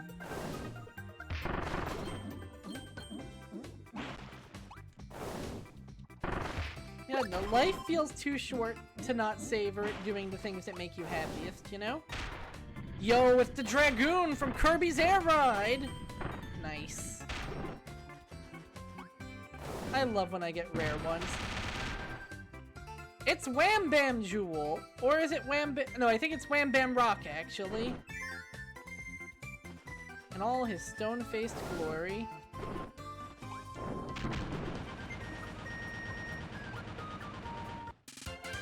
God, that one really fakes you out. You think you're not gonna outrun it, and then instead of going straight up, it backs up for you.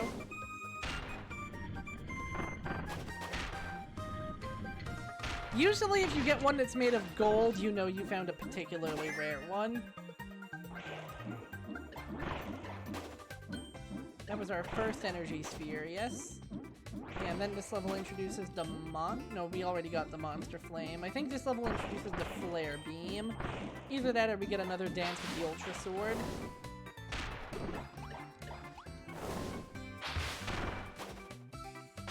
Ooh. I feel like this is a very specific volcano.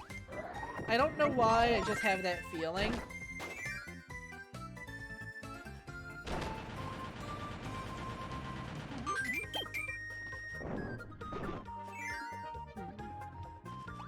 What was I saying? Oh yeah. Be good to yourself and enjoy the life you wish to lead. Doing otherwise can be hazardous to your physical and mental health.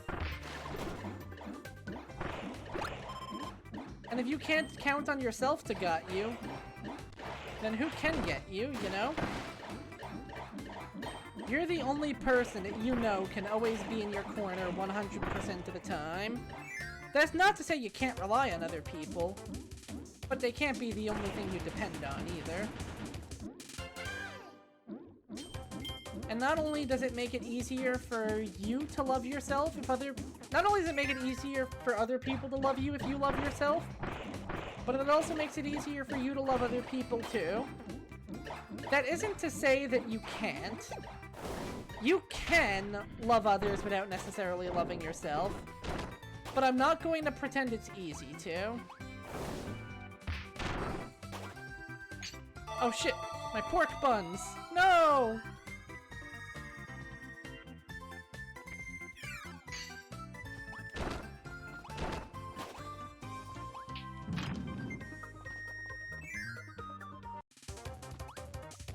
Okay, yes, we're getting another dance with the Ultra Sword.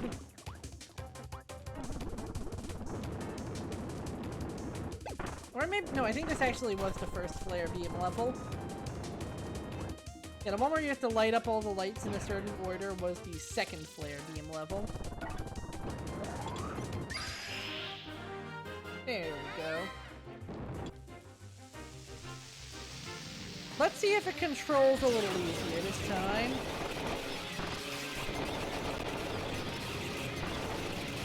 Well, I've gotten better at controlling it at least.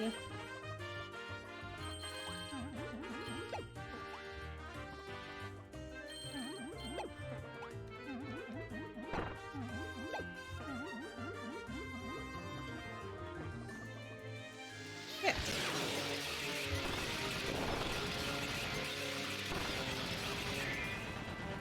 Exactly. God, I love how dangly this head is.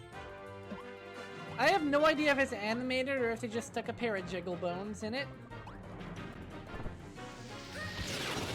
God, 3D modeling has to be such a fascinating art, you know?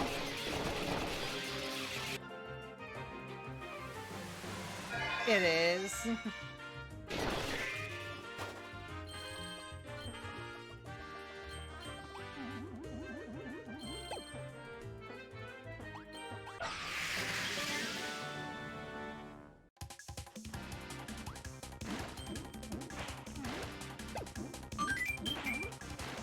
I love that the goggles just spawn on his face if he's puffed up when he lands in the water. Meanwhile, if he doesn't, you can actually see him swipe them on really quickly. That's a cute detail. I think it's because usually you're not supposed to be able to enter the water that way, so they didn't make an alternative animation, but it's funny. And the fact that they even thought to make an animation for the goggles in the first place, even if it's just a quick little swipe of the hand, it's cute. I like it. Why was I seduced by the banana? Potassium. Kirby, get the banana. How does Toby Fox do it, you know? I try so hard in my life to be a funny man, and he just makes it happen.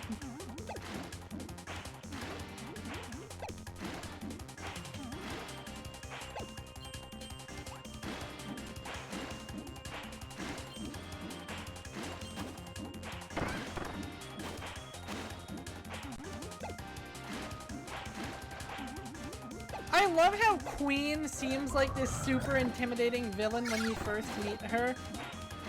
And then every other scene she's in, Potassium.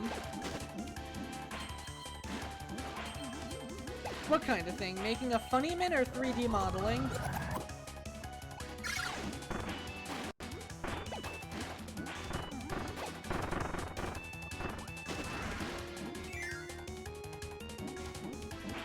Because yeah, there's no way 3D modeling isn't hard as fuck. Oh, definitely. There is nothing easy about it.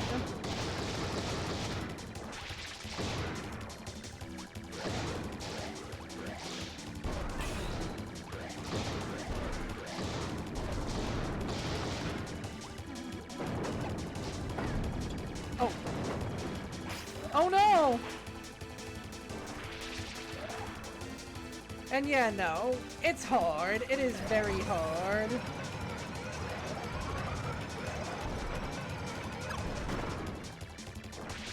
I just love how, like, Queen's lines feel super nonsense, for example.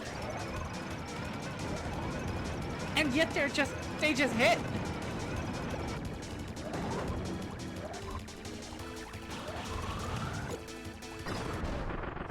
I think part of it is the context, too.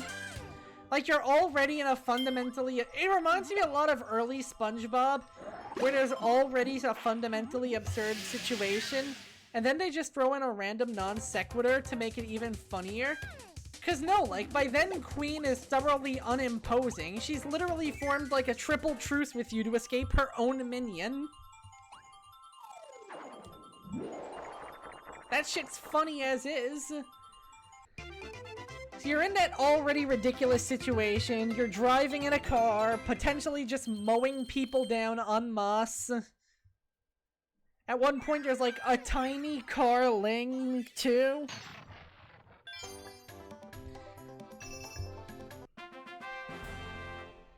So the whole thing is just already absurd. And then they just drop that total non sequitur in the middle of it. And then they call back to it. That's true, that's true.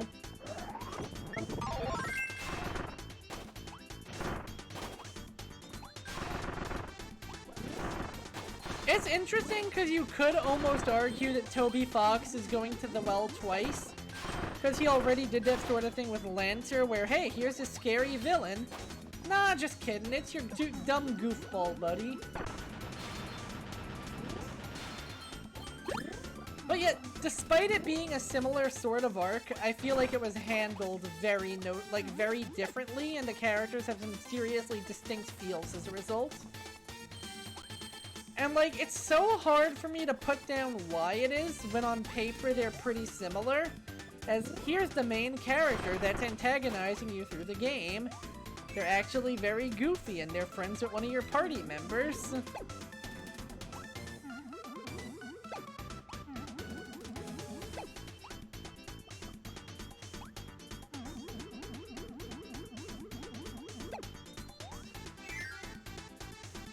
But something about it do just be hitting different.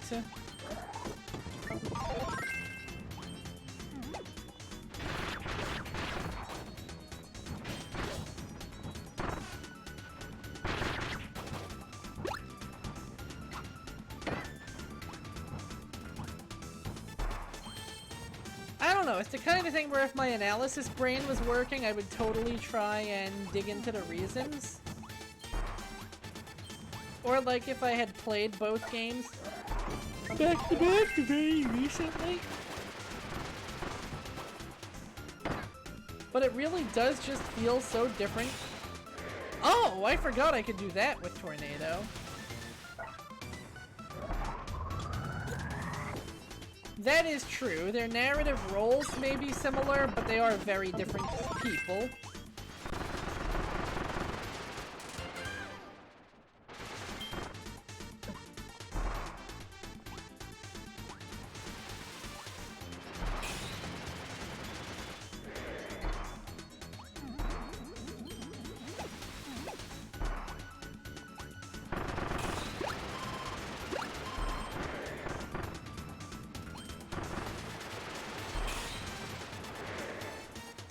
Ooh, I almost got crushed to death there.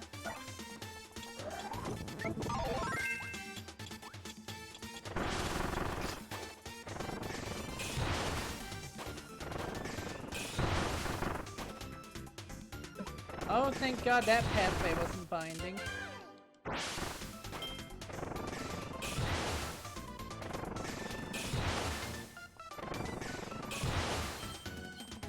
Honestly, the ability to make two characters from a similar archetype and story role and have them play out really differently in an interesting fashion is a testament to Toby Fox's ability to write, without a doubt. Because it'd be so easy for it to be seen as repetitive or formulaic. And instead they managed to avoid that.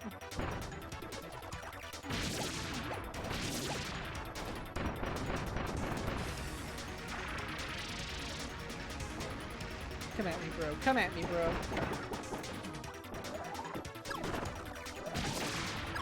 I don't know what I was expecting there.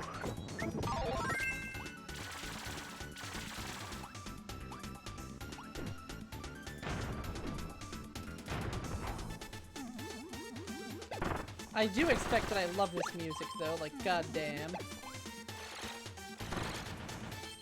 You're right, but did you have to say it? I know the answer is yes.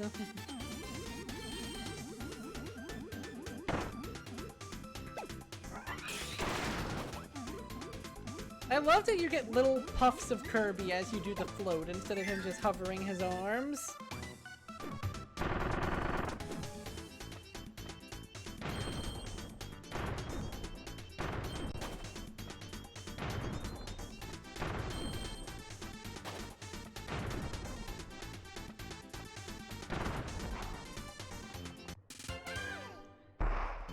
Damn, we are blazing through this the second time around, even with the reduction in our maximum health.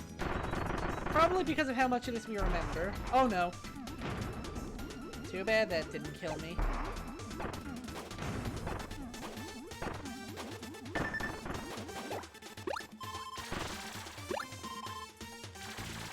But we are one level away from crashing Mr. Duder's house again.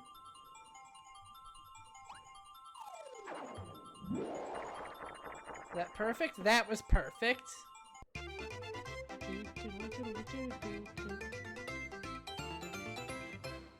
I guess it goes to show how much writing a character that feels like a person helps, too. Because let's go back to what we were talking about with superheroes.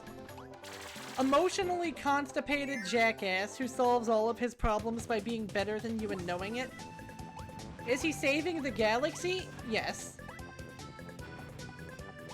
But boy, does it feel like a sucky ride to get there. Meanwhile, Toby Fox is over here making characters so lovable that you may legitimately forget that they tried to kill you.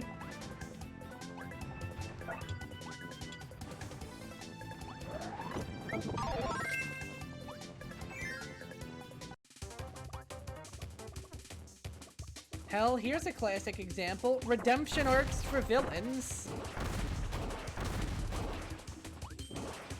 Which is interesting because I feel like redemption arcs for villains are an idea that's kind of been getting scrutinized, and like, in the current climate, I can kind of get it. I do think sometimes people act like fiction has too much of a responsibility to literally be changing the world. Like, for example, Steven Universe could get a little bit confusing with its pairing of thematics and message sometimes. But at the same time, it just isn't the kind of show that's... Like, it's not the kind of show where your problems are gonna end by sending the space grandmas to be tried at the Hague. That just isn't the type of show it is.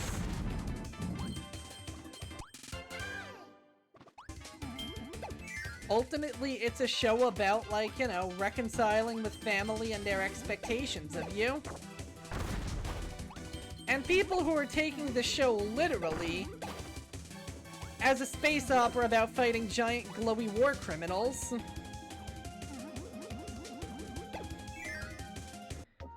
Was Steven Universe cancelled for being too gay?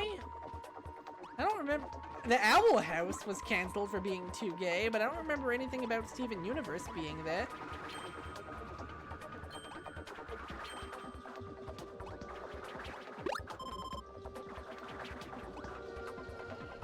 Hello, Jump Off. Welcome aboard. And, like, I think there were too many people who were taking the ideas the show put forth at face value, too, instead of, like, you know, being either A, sci-fi tropes, or B, metaphors and symbols. Like, no. When they say when they say human zoo, they don't mean 1920s racist shitheadery. They mean a very common science fiction trope of a bunch of captive humans that an alien from a more advanced species has, like, you know. Like, this is classic sci-fi stuff. It's not that. Hello, Jump Off! Thank you again for the sub, and yes, you are old enough to stream drink now. Oh, definitely. They're never forgiven. Their actions are given understanding, but dear God, the characters never forgive them for it, and thank God for that.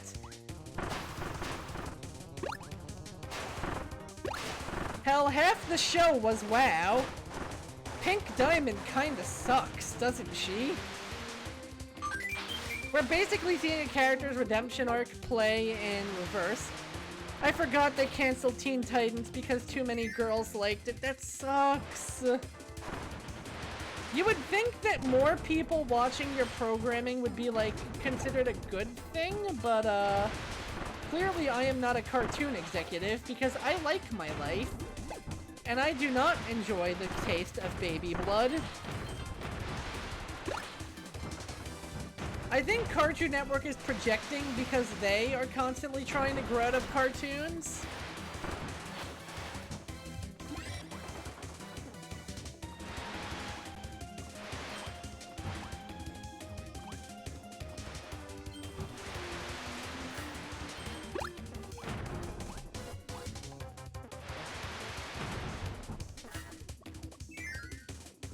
Yeah, I don't know. It's always been interesting to me how, like, nowadays, like... And I do think a lot of it does have to do with the current climates and the like. And I think also part of it has to do with just how we've changed the signaling for our antagonists, too. Like, something about, are you a Jedi or are you a Sith, for example? That's, what color of space sword do you think is cooler? That's a lot more coherent of a marketing point to make. Are you Resistance or are you First Order is, how do you feel about space Nazis? Do you think they have a point? It doesn't really feel like an equivalent, you know?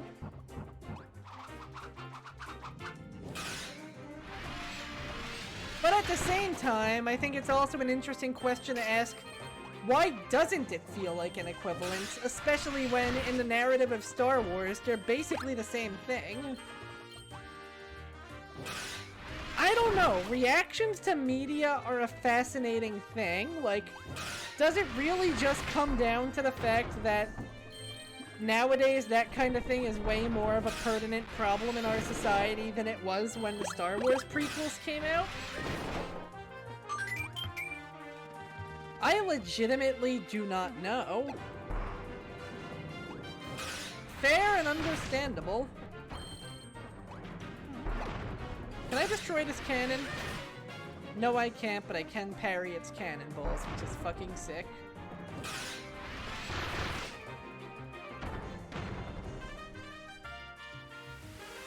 Oh, that one tried to juke me. Ain't falling for it.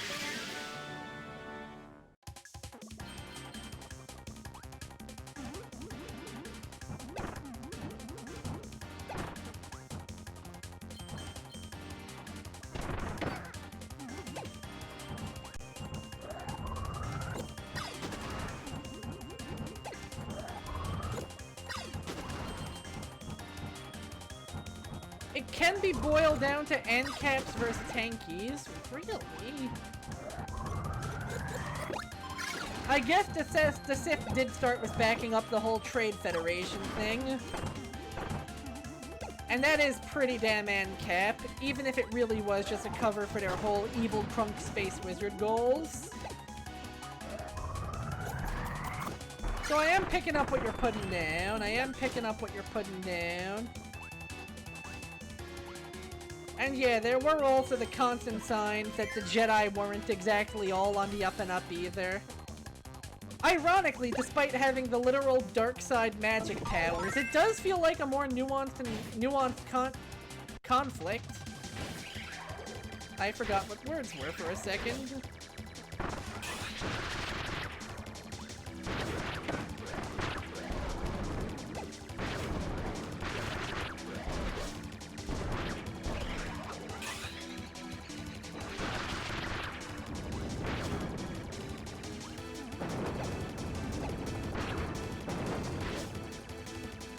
Oh, I'm about to end this man's entire career. Or at least I thought I was. Now I am.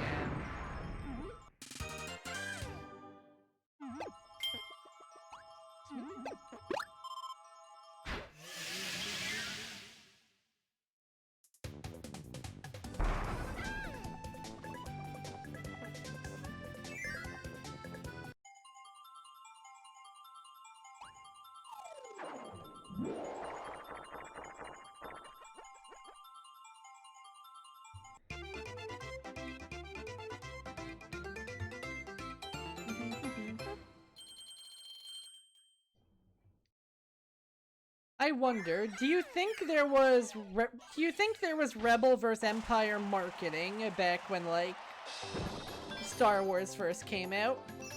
Because I know the prequels had a lot of the light side versus dark side marketing. But for the originals, because, like, obviously I was not alive when those were new movies being marketed.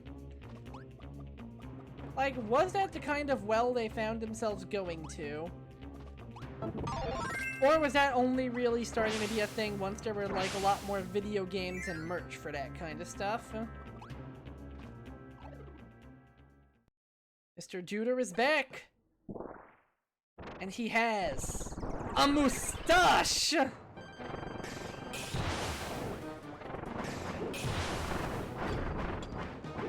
Can I fight him when he has the power of Pringles on his side? Because once he pops, I don't think he can be stopped.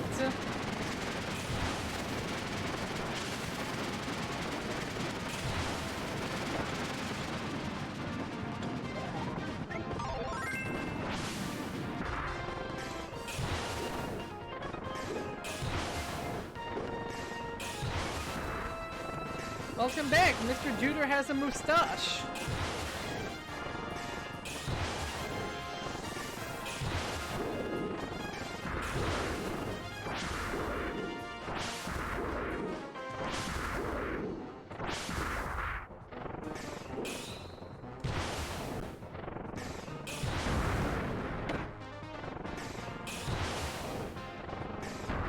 No, a Pringles mustache? Are you calling Mr. Pringles evil in my house?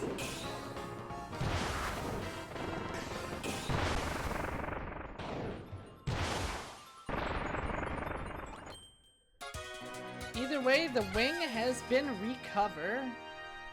Nice. And we still have a lot of time on stream. Hello, Riri. Welcome aboard.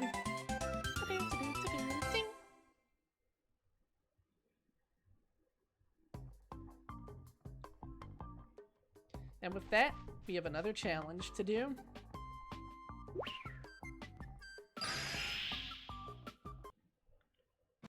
I feel like even with an entire boss rush, we're about to end this stream around where we ended the last one. Is this the power of not missing any energy spheres in a level? My reward is I get to go fast?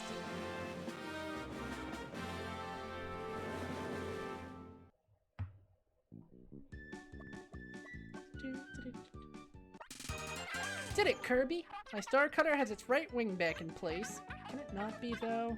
Once we find all the parts and this baby can fly again, I'll take you on a trip to visit my home world. I come from a distant land. It lies at the end of an interdimensional tunnel connected to your planet. It's really far away, but the lore is a beast. It can get us there in no time. I do hope you'll take me up on my generous offer. I think it might only be his final dialogue that's different. Like, when I get all of the energy spheres.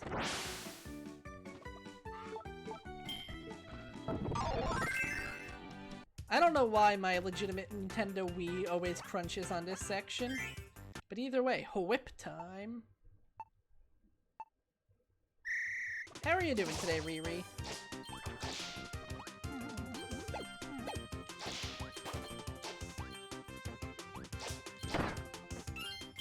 And bumped into a waddle. That's no good.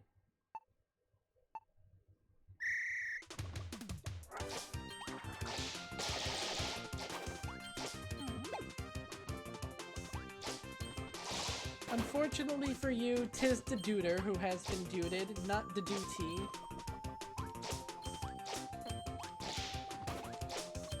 Call of Mr. Duder, Modern Warfare.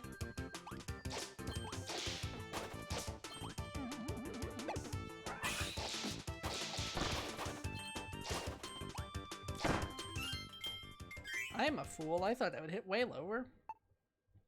But alas.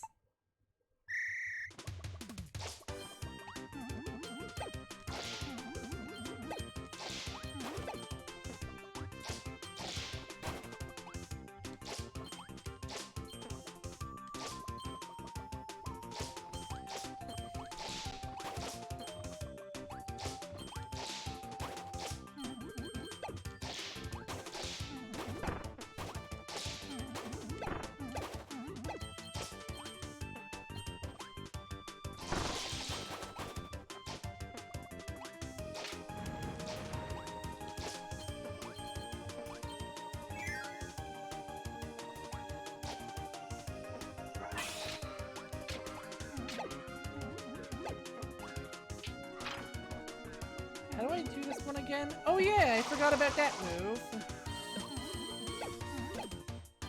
We should still be on track to go for the gold.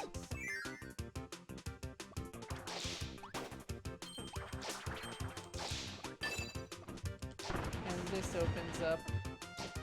Oh no, I forgot that was a gold coin and not a side path.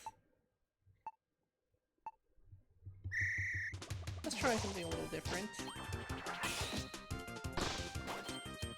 Yeah, I was trying to throw him the other way so I could get those easier. These obstacle courses may be one of the harder parts of the game, and you know what? I love them for it.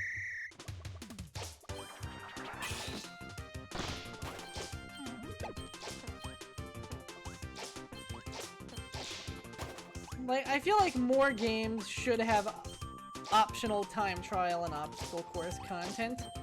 Am I always going to do it? Hell no. The idea of doing the crash time trials, for example, makes my skin crawl. But the fact that it's there and it's a thing you have the option of doing to demonstrate your mastery over the game, I just like that. And it necessitates a slightly different type of problem-solving skills from the ones you've shown all game already. And that's just really neat. Like, for example, I'm never going to really get much mileage out of that hover move when it's so much easier to just snap my whip upwards. But the fact that I can do it is something that the game is highlighting for me. Whew. That was a close one.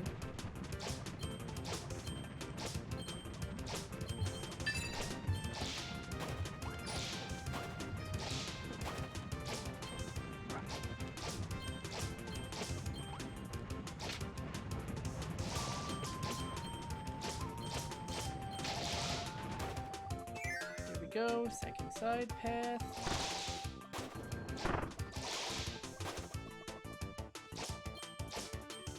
That went illegally fast. We need to try that one again. Because those gold coins... You don't want to miss any of the golds. Missing any of the golds basically means it's over. Don't look at me like that, whip cat. You know I had to do it to you. Trying to thread the needle so the whip hitbox gets everything is definitely not easy. But wouldn't it be so much less rewarding if it was?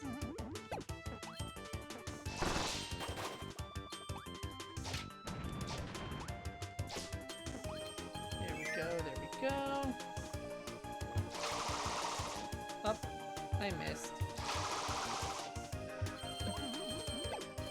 It would have been way more time spent if I tried to reposition by making it through that door. Acknowledging I couldn't was really the safe option there. Okay, get that guy.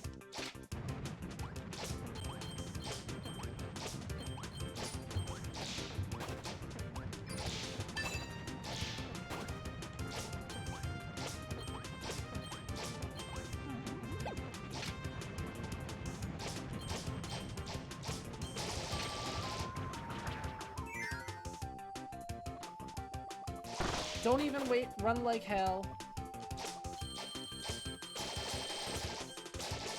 There we go.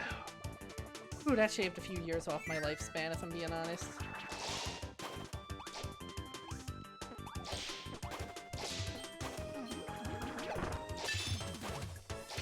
Oh, Jesus, 30 seconds left.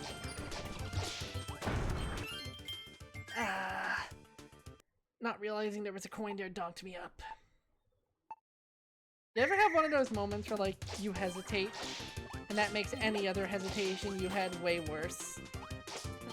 That was me 5 seconds ago.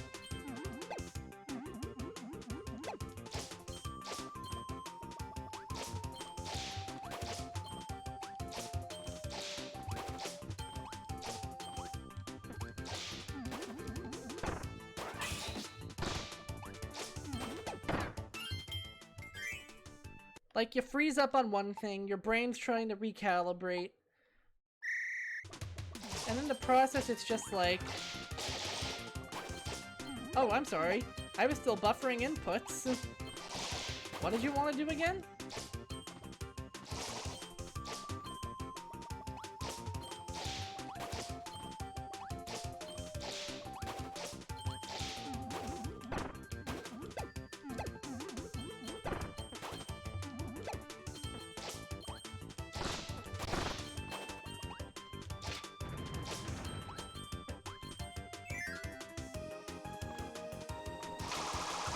paralysis, and we got through that way quicker.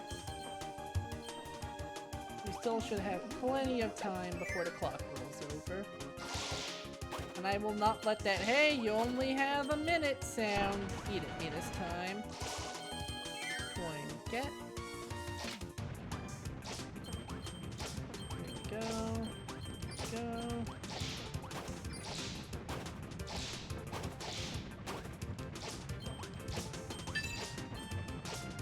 It's interesting how they sort of pair the bombs as natural enemies of the whips in this one. But I get it, it makes sense.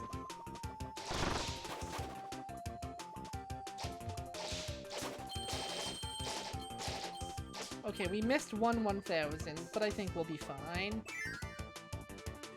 It does mean if we did have a chance at getting platinum, that chance is thoroughly gone now. Let's see if it matters. Let's see if we get. We got gold anyway, it's fine. We squeaked by the skin of our teeth. You ever think of how weird of a phrase that is?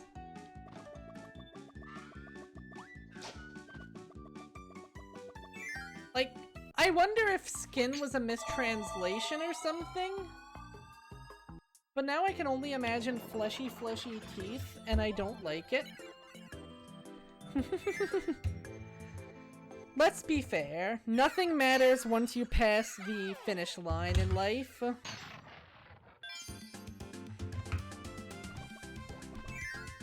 If I was in the Olympics, and my shot put exploded behind me, killing me instantly, you know what? At least I rocked that shot put on the way down.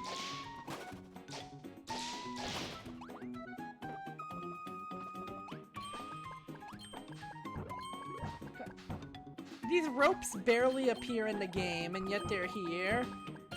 Anyone else have kind of a weird affection for underused gameplay mechanics? Because I sure do.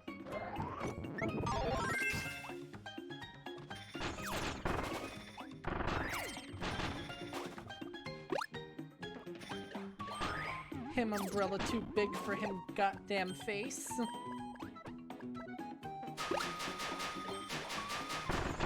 I'm not gonna lie, I am legitimately stoked to pick up more Titanfall 2 on the weekend. I do think I have enough stream days coming up that I will be able to beat Titanfall 2 and then move on to Survive without leaving anything.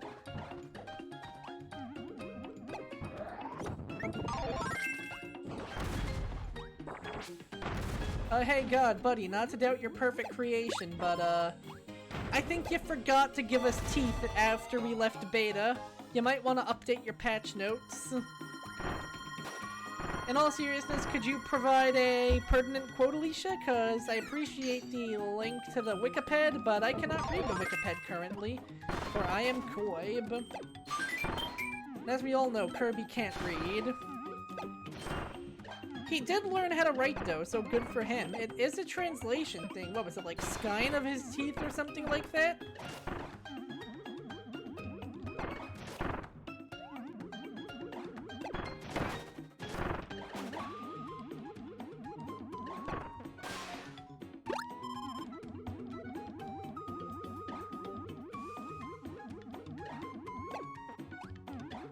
Oh, so skin meant flesh and bone, okay.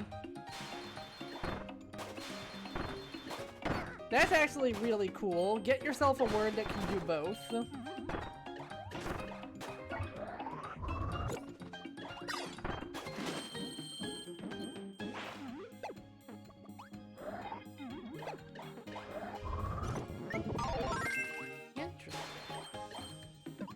So basically it was, I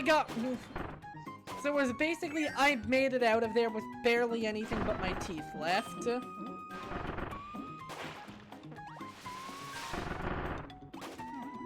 That's actually pretty cool. Oh! So instead of skin of my teeth, it's literally nothing but the bones of my skull. That's pretty fucking metal. Thanks for the lesson, Riri.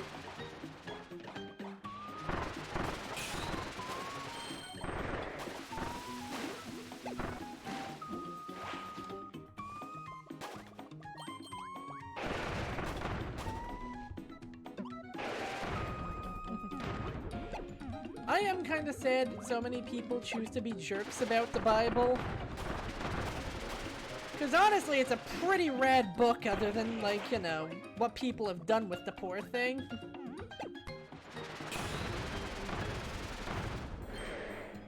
I feel like we should have gotten an energy sphere by now. I'm concerned.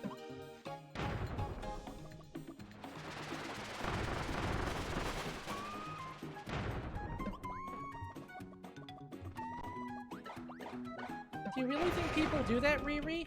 Just go on the internet and tell lies like that? Ow. And yeah, like, people always hem and haw about the accuracy of Wikipedia and, like... I feel like most of the time, Wikipedia is actually going to be one of your most accurate sources because, dear God, people take that shit seriously.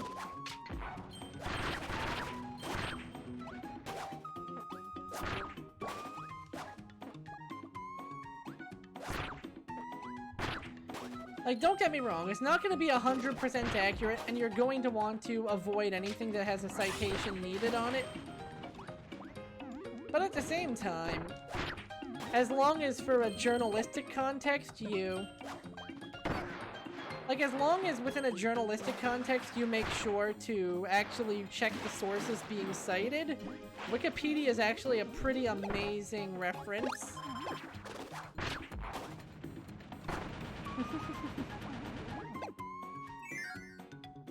Google is the modern oracle, Wikipedia its Bible.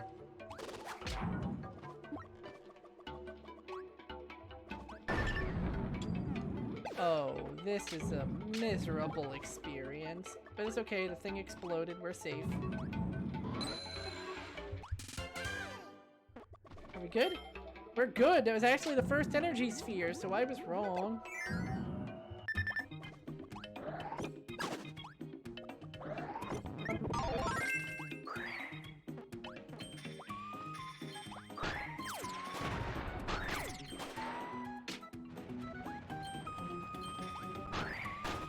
You ever have that weird feeling that it feels like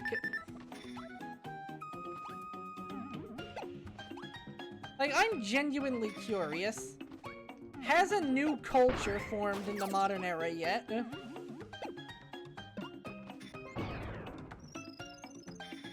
Like, I almost feel like the continuity of nations nowadays makes that thing a lot harder.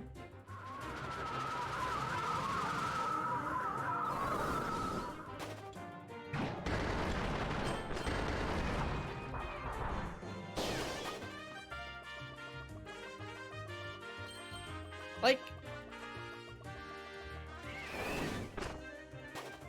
there were definitely entities of shared power and heritage back then. There was definitely continuity between stuff like, for example... That's true, there is internet culture, but I mean, like, almost... Well, I guess the internet really is the last frontier that hasn't really been, like, ultra explored, has it?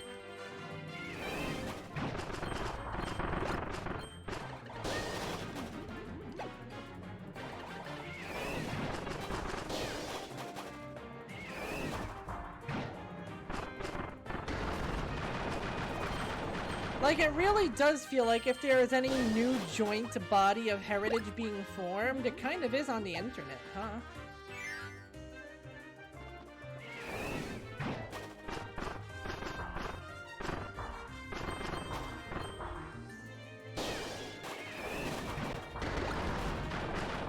Like, not in the same sense as, like, an actual nation and stuff,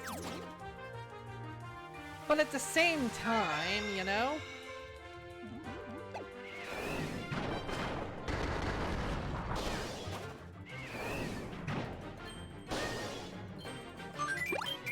I don't know, like, you guys get what I mean though, right? Like, it feels like nowadays not even governing bodies, but like, the political idea of a nation just feels a lot more concrete than it used to, you know?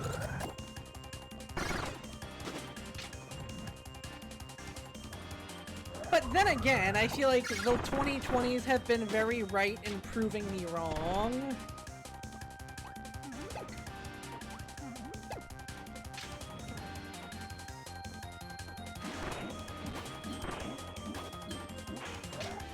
don't know, this is the kind of stuff I'd be fascinated to ask, like, an actual historian and not my shower thoughts as I play fucking Pink Puffball Eats the World, the video game.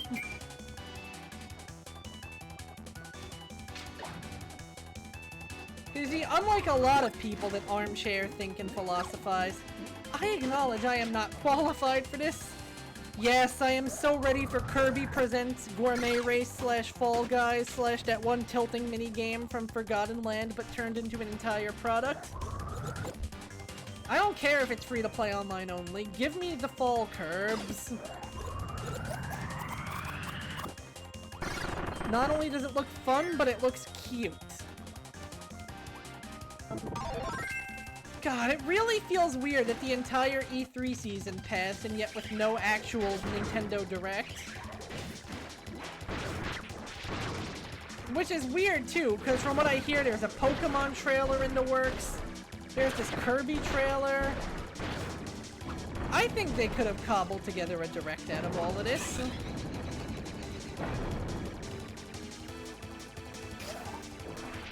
And I wouldn't have it any other way.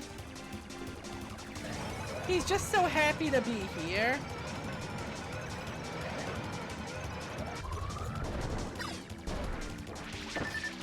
No. No. Bad humor.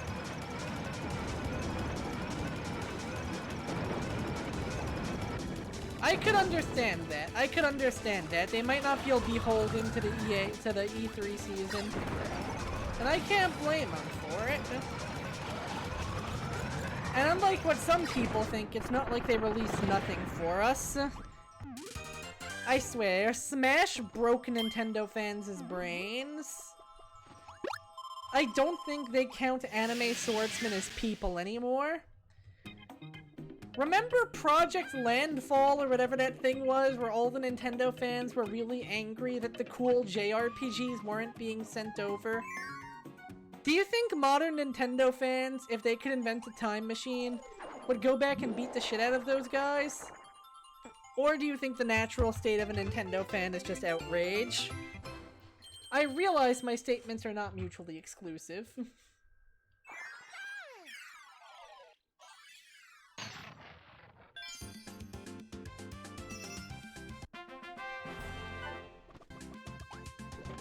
But like seriously, they made such a huge stink about like, was it The Last Story? Xenoblade and one other game I can't think of not getting ported over.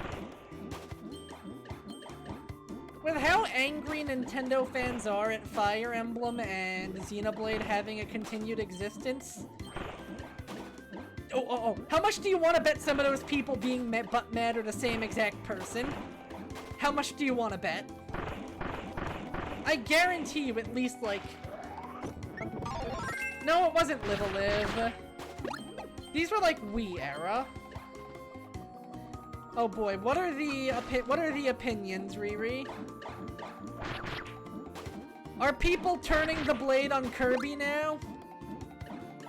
Are people saying Kirby is getting too many games and this is somehow totally preventing a new F-Zero from being... Oh my god. Bruh, I would love an Air Ride Battle Royale.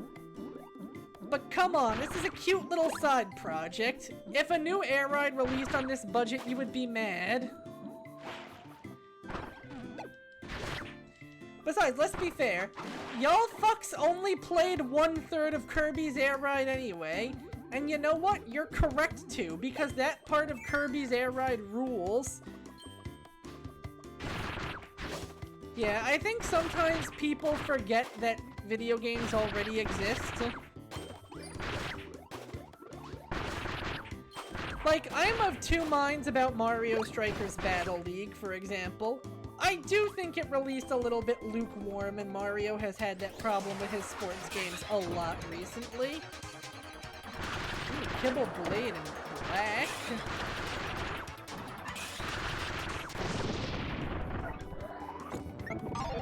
That was pretty hype. Like, yeah, on one hand, it totally did release kind of lukewarm and bare bones. On the other hand, a lot of the stuff that people are mad about are legitimate design decisions, and people are like, no, it's laziness. I do think Nintendo had a vision for that game. Whether you agree with that vision or not, it had a vision. Like, for example, people get really angry about the whole, oh, the stages don't have hazards thing. To a degree, I think that was part of a decision because a big part of the game is the customization for the online mode. And having power-ups tied to stage aesthetics would kind of kill that point. Now, do I think it would be really cool if you could buy hazards for your half of the field? That would also be cool, but the whole split stadium thing, I feel like that would be really hard to work with. How would you handle two hazards that might not be programmed to work with each other?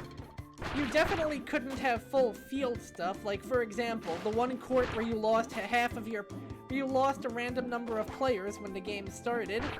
That was a really cool court. If you made that exclusive to one player's turf, that would be so fucking overpowered. Not even in a fun way. Imagine if one player just had like twice the team size of another player. Of course, it also wouldn't really work with the online multiplayer focus, because one person would just have to literally sit out around. So some of those more avant-garde stage gimmicks just wouldn't work. You would really kind of have, basically, this part of the stage has this kind of booby trap on it. And maybe that would be cool. Maybe that's the kind of thing they could patch in one day. God knows they do go pretty big with their patches, especially if a game sells well.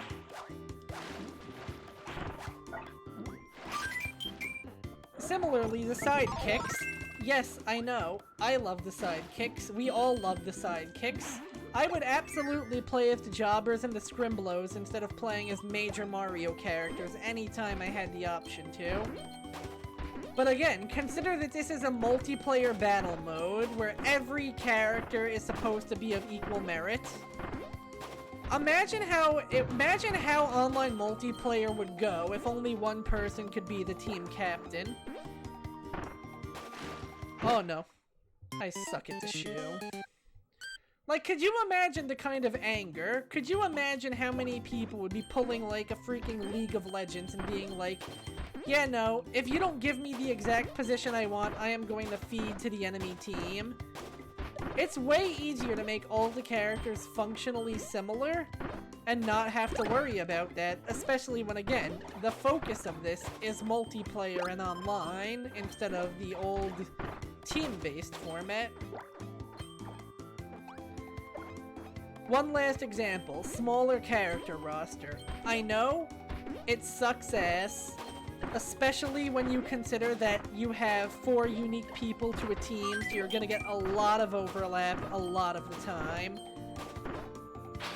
But again, part of the goal, like what we saw with the stages, was customization, right? It's a lot harder to do fully modeled custom gear for every character when you have a way bigger roster. Do I think they should have at least done like 12? Yes, I do. 12 to 16 feels like it would be kind of the optimal launch number. But again, they wanted to do something different, and they designed a game with that limitation in mind. It's not easy to give fully modeled custom gear and a shit ton of different varieties when you have to remodel it on every single character. Especially when some people really want the out there picks. And honestly, some of it isn't even out there. I'm gonna be fully real. Some of it is Cargo Cult. Some of it is this man existed in a prior game, he must exist in this one. Daisy's a shitty omission, I'll give you that. But does anybody genuinely care about PD Piranha in the year of our Lord 2022? Or do they just want him because he was in a different game and therefore they have to have him?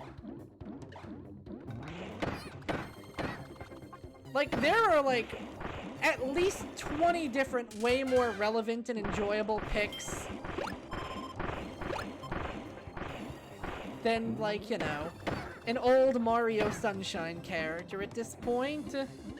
And like, yeah, he's an old cool Sunshine character. I like him.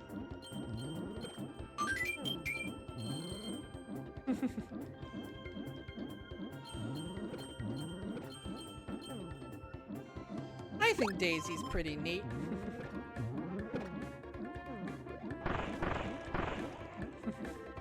Oh my god, I've started a war. I've started a war in the chat. You're like, I say this as someone who likes PD Piranha. But I just think that there are more, like, you know...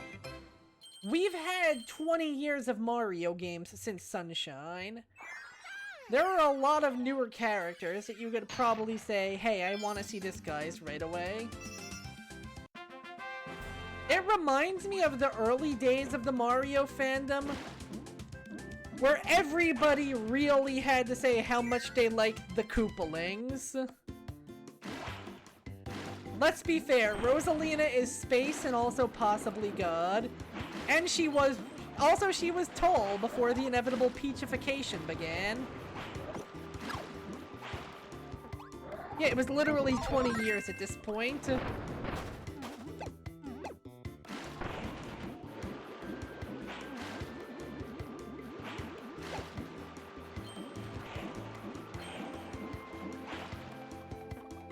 Yeah, it does remind me of how in the old days of, like, people being Mario fans, you had to talk about how much you liked the Koopalings, because they were characters that didn't exist in a series in a bunch of years, and they were Bowser's original kids.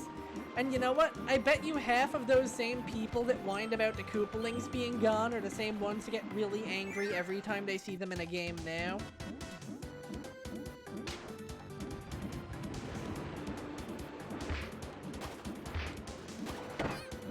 Because I've learned something. Nintendo fans are like BoJack Horseman. They can't be happy. Rosalina was in Super Mario Galaxy, Super Mario Galaxy 2, but I think mostly as a cameo. And she was actually playable in 3D Land. Oh shit, the bats actually bite you.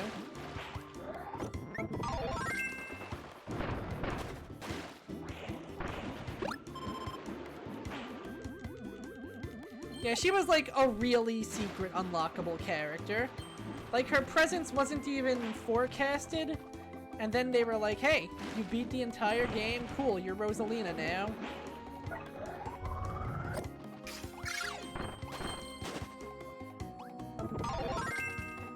But yeah, making characters for strikers does not seem like it'd be nearly as easy as it would be for Mario Kart. Which is basically step 1, take model. Step 2, put in car. And now you're done. Oh, that crab is gonna be the death of me. And yeah, she really was basically a cameo in Galaxy 2.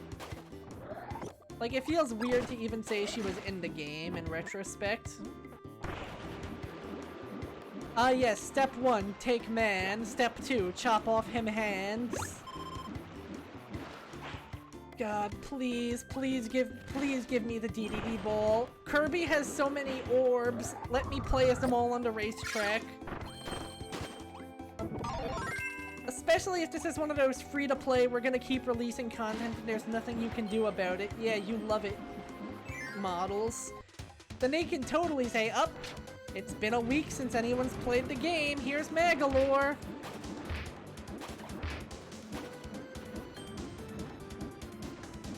We haven't, but I'm excited to see how.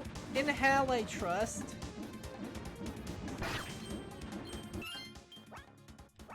You know what? Maybe I don't need the hammer. Maybe I don't need it. Maybe I'll be fine without it.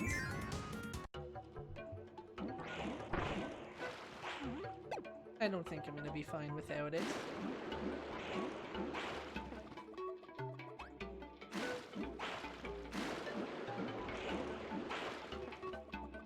Ooh, that is true.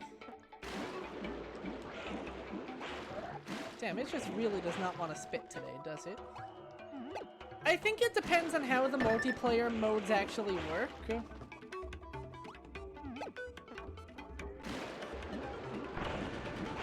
There we go. And yeah, local multiplayer is kind of a dying art, sadly.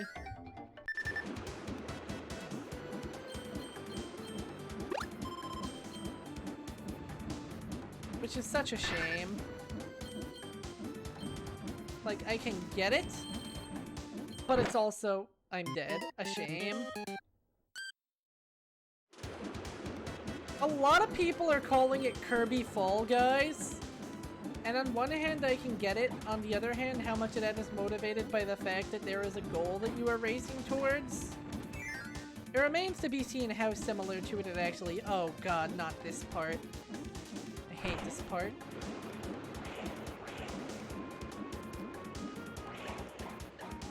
Right, left.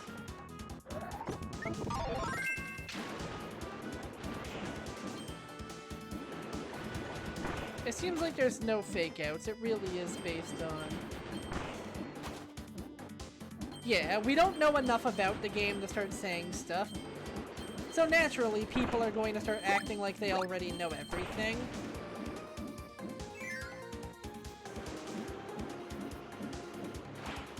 Like with Pokemon Scarlet and Violet, another game that we in the grand scheme of things know nothing about, and yet people already think they know everything about.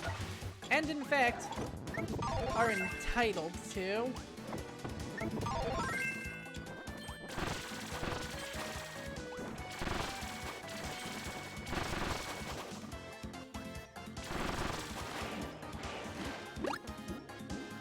And we have had like no luck finding energy spheres yet, have we?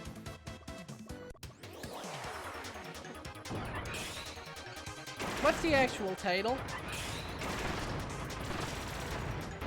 Actually, what's the localized title even? I forget. Okay, that calls to mind the idea of it being based on Gourmet Race a lot more.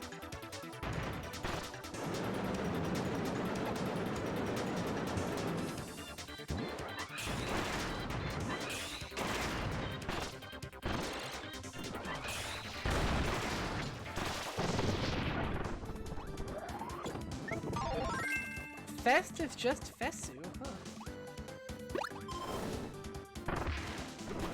Okay, so the pun stands out even more. That's actually really cool.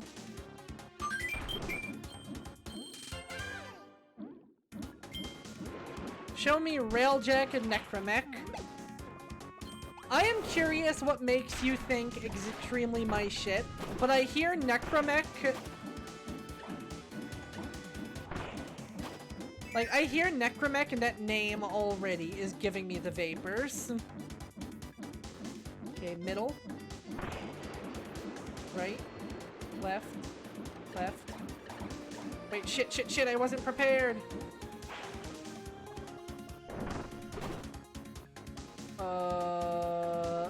Middle! Oh good, I think I chose right.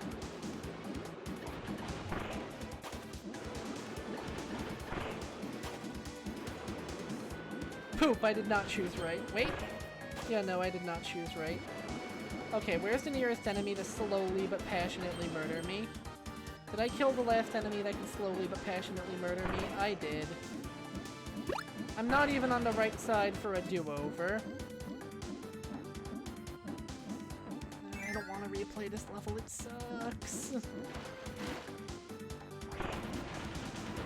In a game with mostly pretty good puzzle design, Kirby's Dream Buffet, I can kind of see what they were going for, but they were wrong.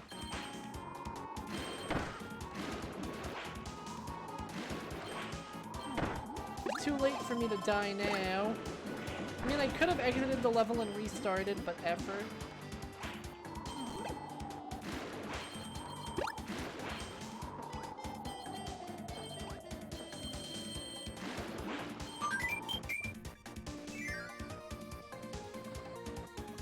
Again, Railjack? That's just a tough as nails name. You don't fuck with a dude named Railjack.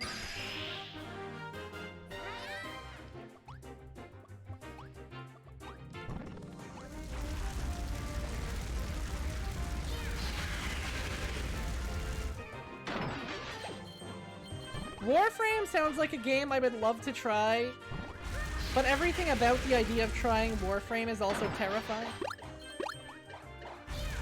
Maybe next time we do a big multiplayer roundup, we all just flood Warframe and you try not to carry us too hard as we bumblefuck our way around the galaxy.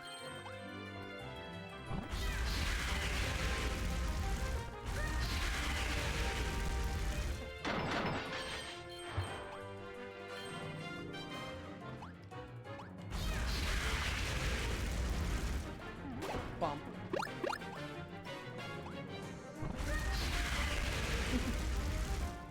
Yes, we could.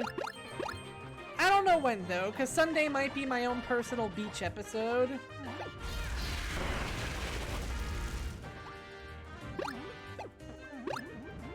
In general, my summer weekend seems to be picking up for lost time after my friends all disappeared.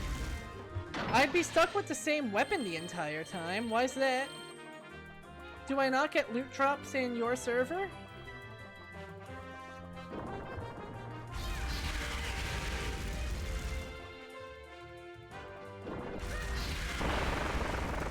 Oh, joy!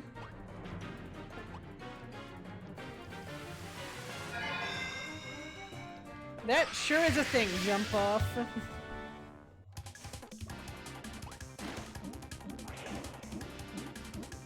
Honestly, if they released a console version of Warframe with all of the content in it, I would play it.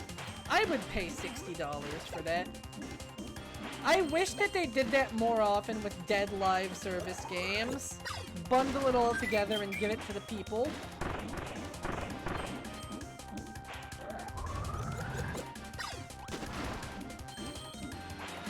Like, for example, for all of the Kirby multiplayer games leaned on microtransactions pretty heavily, at the very least, you could buy that, you could pay enough that the game would be like, oh no, okay, you've paid enough, you get it all for free now.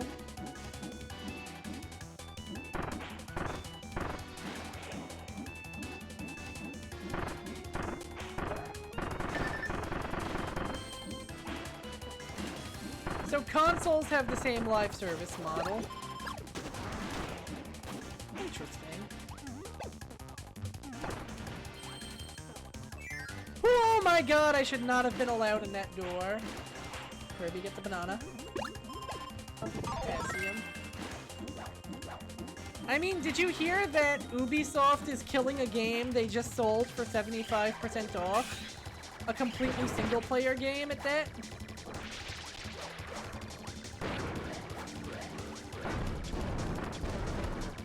You know, that does sound like something the little What's-It could do.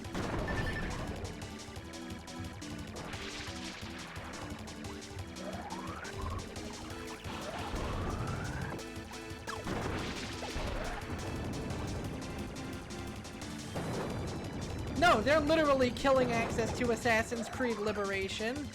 They are saying this game will not be accessible anymore.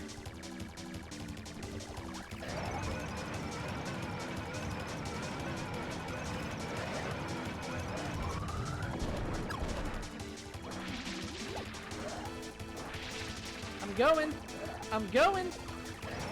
I'm hoeing. Assassin's Creed Liberation, I think it was. And like, I know it's still accessible via the special edition of Assassin's Creed 3, but that's still really shitty. Imagine being like, hey, I know you just bought this game for 75% off. You can have it back if you buy this other game. And isn't it entirely because, like, it was one of those games managed through Uplay, which Ubisoft is getting rid of, so now it's like, well, we're not gonna have access to it. How are you supposed to have access to it? Oh god, I am afraid for when EA inevitably makes Origin keel over.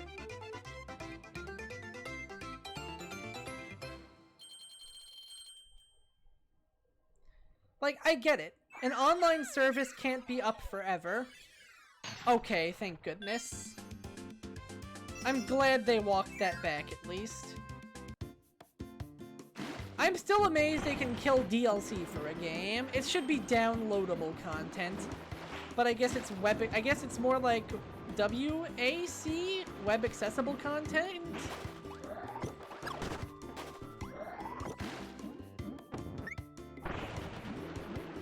Either way, it sucks, and it should not be the case.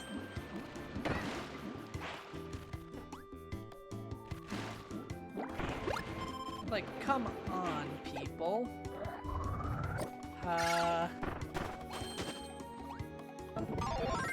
I get it.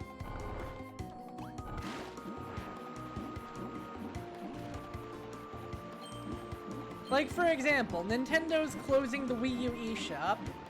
That makes sense. The server probably has upkeep costs to run. They probably have to pay for the licensing of any games that are still on there. At some point, it becomes an albatross around the neck. I'm not gonna pretend it doesn't suck, though, that now some games flat out are completely inaccessible because they may have been exclusive to that one temporary online service. Game preservation's important. Why am I going in this door?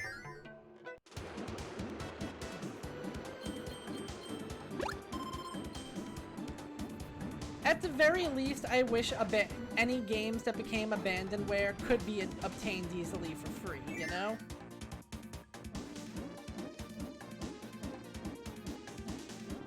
Left. Right. Left. Right. Left.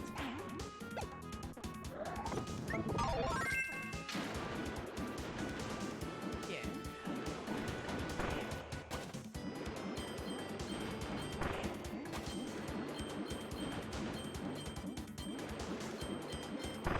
Like, it's why I'm so glad for services like GOG, where their role theoretically is... Like, I know GOG is more of a general marketplace now, too. But at the same time, it's cool having a place whose deal is really just theoretically, hey, we preserve this. We'll make sure it's not lost to the sands of time.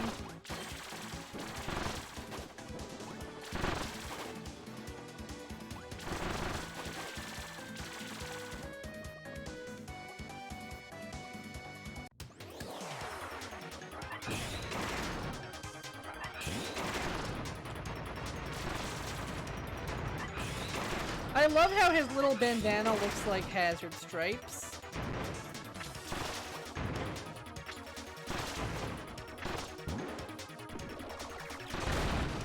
So this is what it would look like if Perturabo had a curb Sona.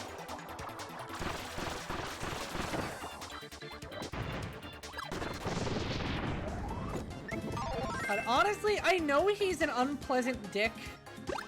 And I know his story is one of the less tragic of the Primarchs, but I still find it hard not to feel bad for Perturabo entirely because his problem was so mundane. Like, yeah, Angron had magic rage-inducing nails hammered into his head, and his father interrupted his gladiator rebellion before he could save his friends. That sucks. Perturabo is just a dude who was never the best dude at doing any job. So literally everybody in his life glossed over him for being way less glamorous than his peers. That's just relatable mundane suctitude. He wanted to be an artisan or a builder or a statesman. But because he wasn't the best at any of those things compared to, say, Vulcan or Gilliman or Dorn, he was just on ditch digging and base breaking duty. The work he was doing a particularly well-trained monkey could have done. And he just felt completely unappreciated by his peers among the Primarchs. He felt unappreciated by his peers among the Traitor Legions. It's no wonder that he literally exited the Horus Heresy just going, fuck you guys, I'm going home. Because Horus just had to shit on his skills, like, right in front of him, so he was just like, yeah, no, fuck you guys. Fuck the Emperor. Fuck the Heresy. I'm just going home. Me and my boys are leaving. best part, that actually may well be why Horus lost to Heresy. Because it turns out having 1/9 of your forces, especially when some of your other Primarchs have already fallen in battle, and picking the guy who's really good at stuff like logistics and knowing what he's doing.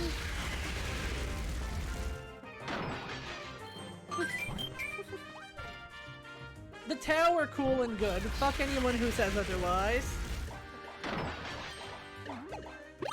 I will forever be sad that Games Workshop felt bullied into adding even more shades of gray to them.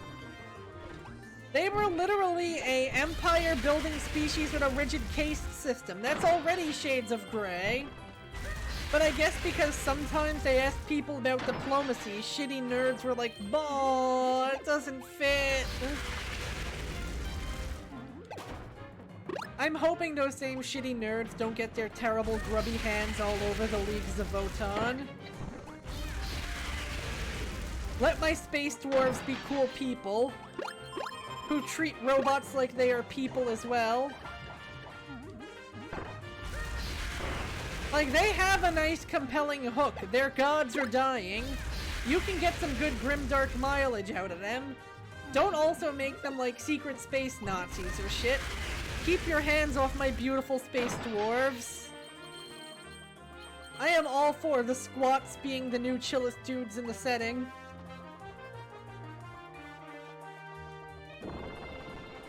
You get to live today, Mr. Taco. Not! Haha! He thought he was gonna get to live. Poor bitch.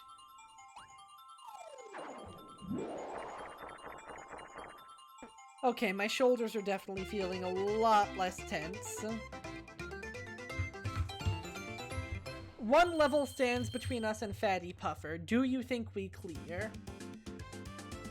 Do you think we have the time to clear? Despite doing an entire arena run? I think we might actually.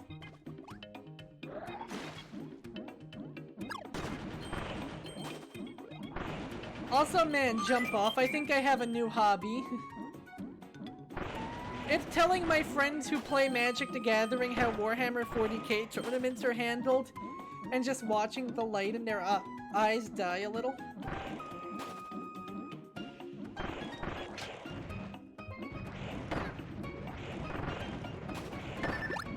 Because, like, I know in Magic the Gathering, for example, the policy is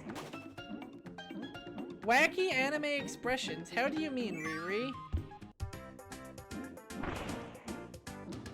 Like that big old goofy smile when he saw the cake?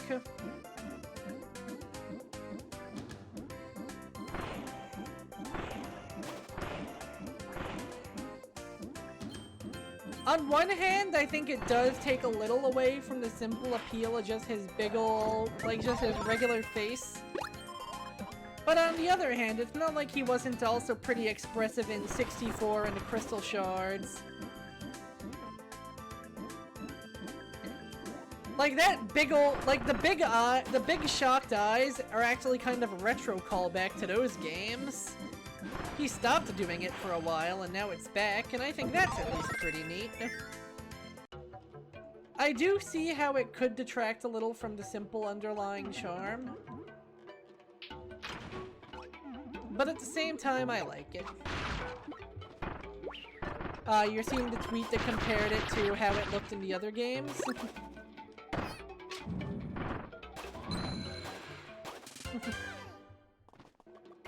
I think it was Forgotten Land that brought it back first. Oh god, I hate that nowadays, thanks to modern meme culture, I can only think of Shocked Patrick. Yeah, Kirby should take more cues from Kirby 64 as a whole. I hope if another game has an abridged ability roster and shorter movesets similar to Forgotten Land, maybe instead of upgrades, they bring back combining abilities. Because I think we're at that rare moment where you could get away with that. It would feel weird during the era that took a lot from Superstar. Understandable. I can get the appeal of Kirby having a simple face with just little smiles, beady old eyes. You know who needs to emote more? Meta Knight. Make him all shocked when you take his mask off again instead of staring blankly at me. Did he do it in Triple Deluxe? I forget, but soon I will have the chance to remember. I can get that. I can get it looking a little anime.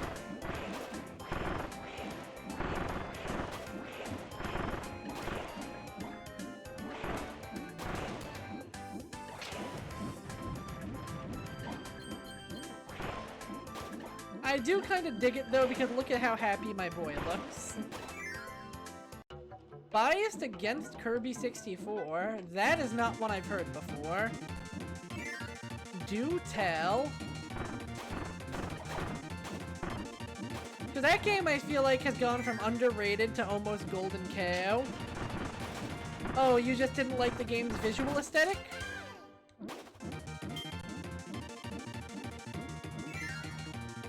Oh.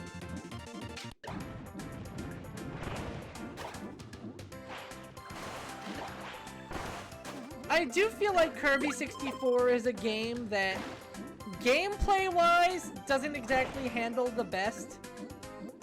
And I think the ability combos, while a really cool idea, didn't necessarily see the fullest of their execution. I do think it brings something unique to the table, and I like it better than, say, how Kirby's Dream Land 3 did it.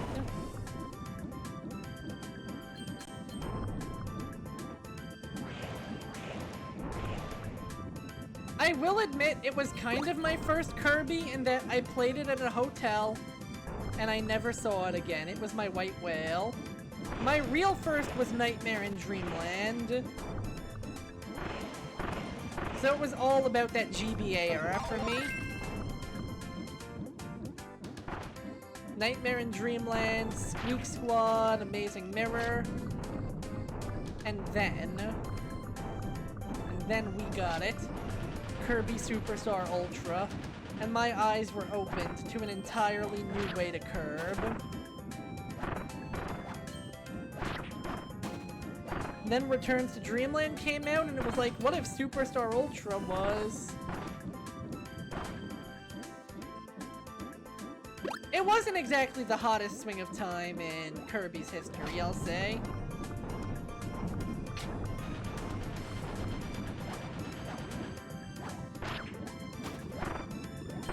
Amazing Mirror was an interesting idea, with some wibbliness and execution.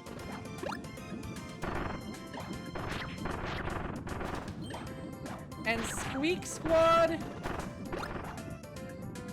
Squeak Squad was Squeak Squad. I liked a lot of the little charming touches about it, but I do agree that it probably would rank in like my bottom third to bottom quarter.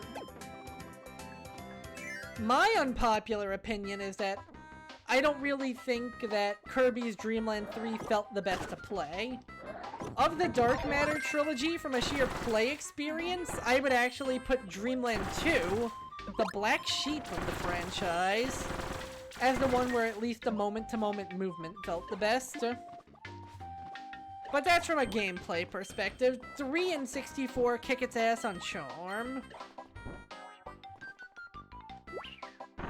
Like, without even a solid single doubt in my mind.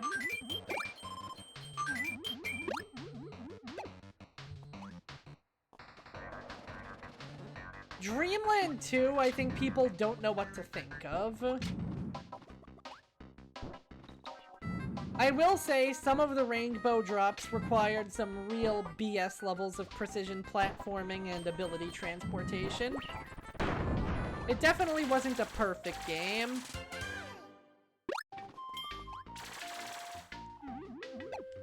Dreamland 3s were really charming, but sometimes they could be a little bit frustratingly riddly, and some of those mini-games were hard, man. Like, those mini-games did not fuck around.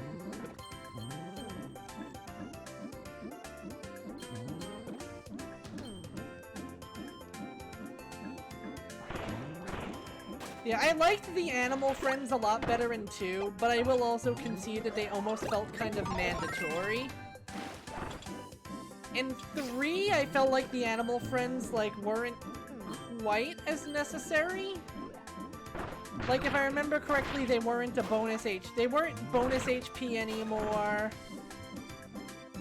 The abilities on them all got kinda nerfed and were a little finicky to use. In general, the slower pace of Dreamland 3's gameplay meant abilities as a whole were a bit finickier to use. Like with the mid-bosses, I found myself often going to just sucking up projectiles instead, because I was like, wow, these abilities don't really feel that good to use. I'm just gonna stick to using my regular inhale. Meanwhile, with 2, the animal friend abilities were all really strong. The music override! Oh my god, I missed the music override.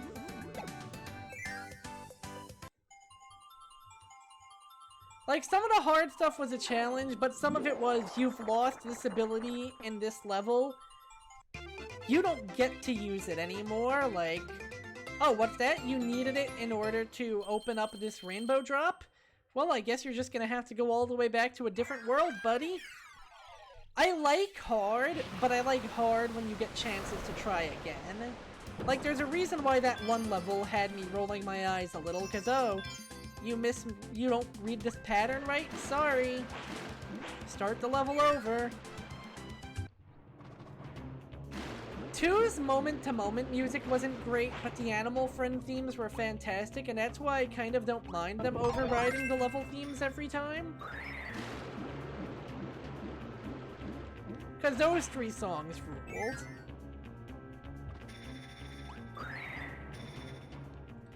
And here we go, Fatty Puffer EX. He's red, so you know he goes faster.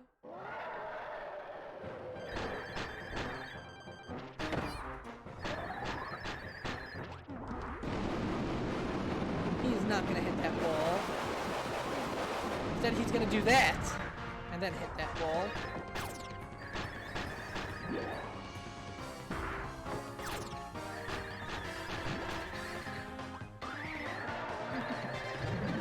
Squeak Squad had too many songs that were just taken from other games.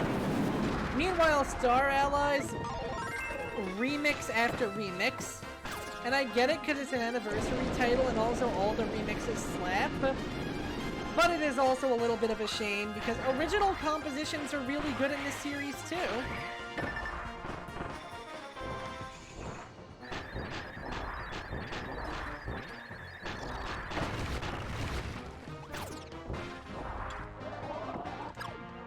Boom!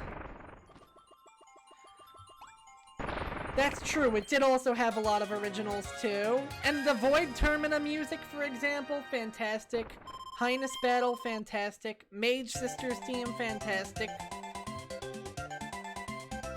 It did have a lot of callbacks as well, but it was also an anniversary game. And with that, we have triumphed over Fatty Puffer. The wings are back. The arena is beaten. Next time we play... Oh my god, it really did originate the modern DDD theme. It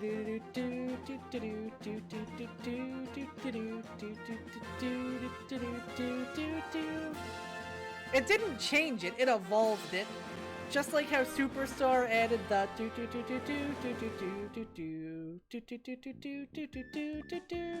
and then you had Superstar Ultra bringing in the Math DDD theme, which was a whole new kettle of fish.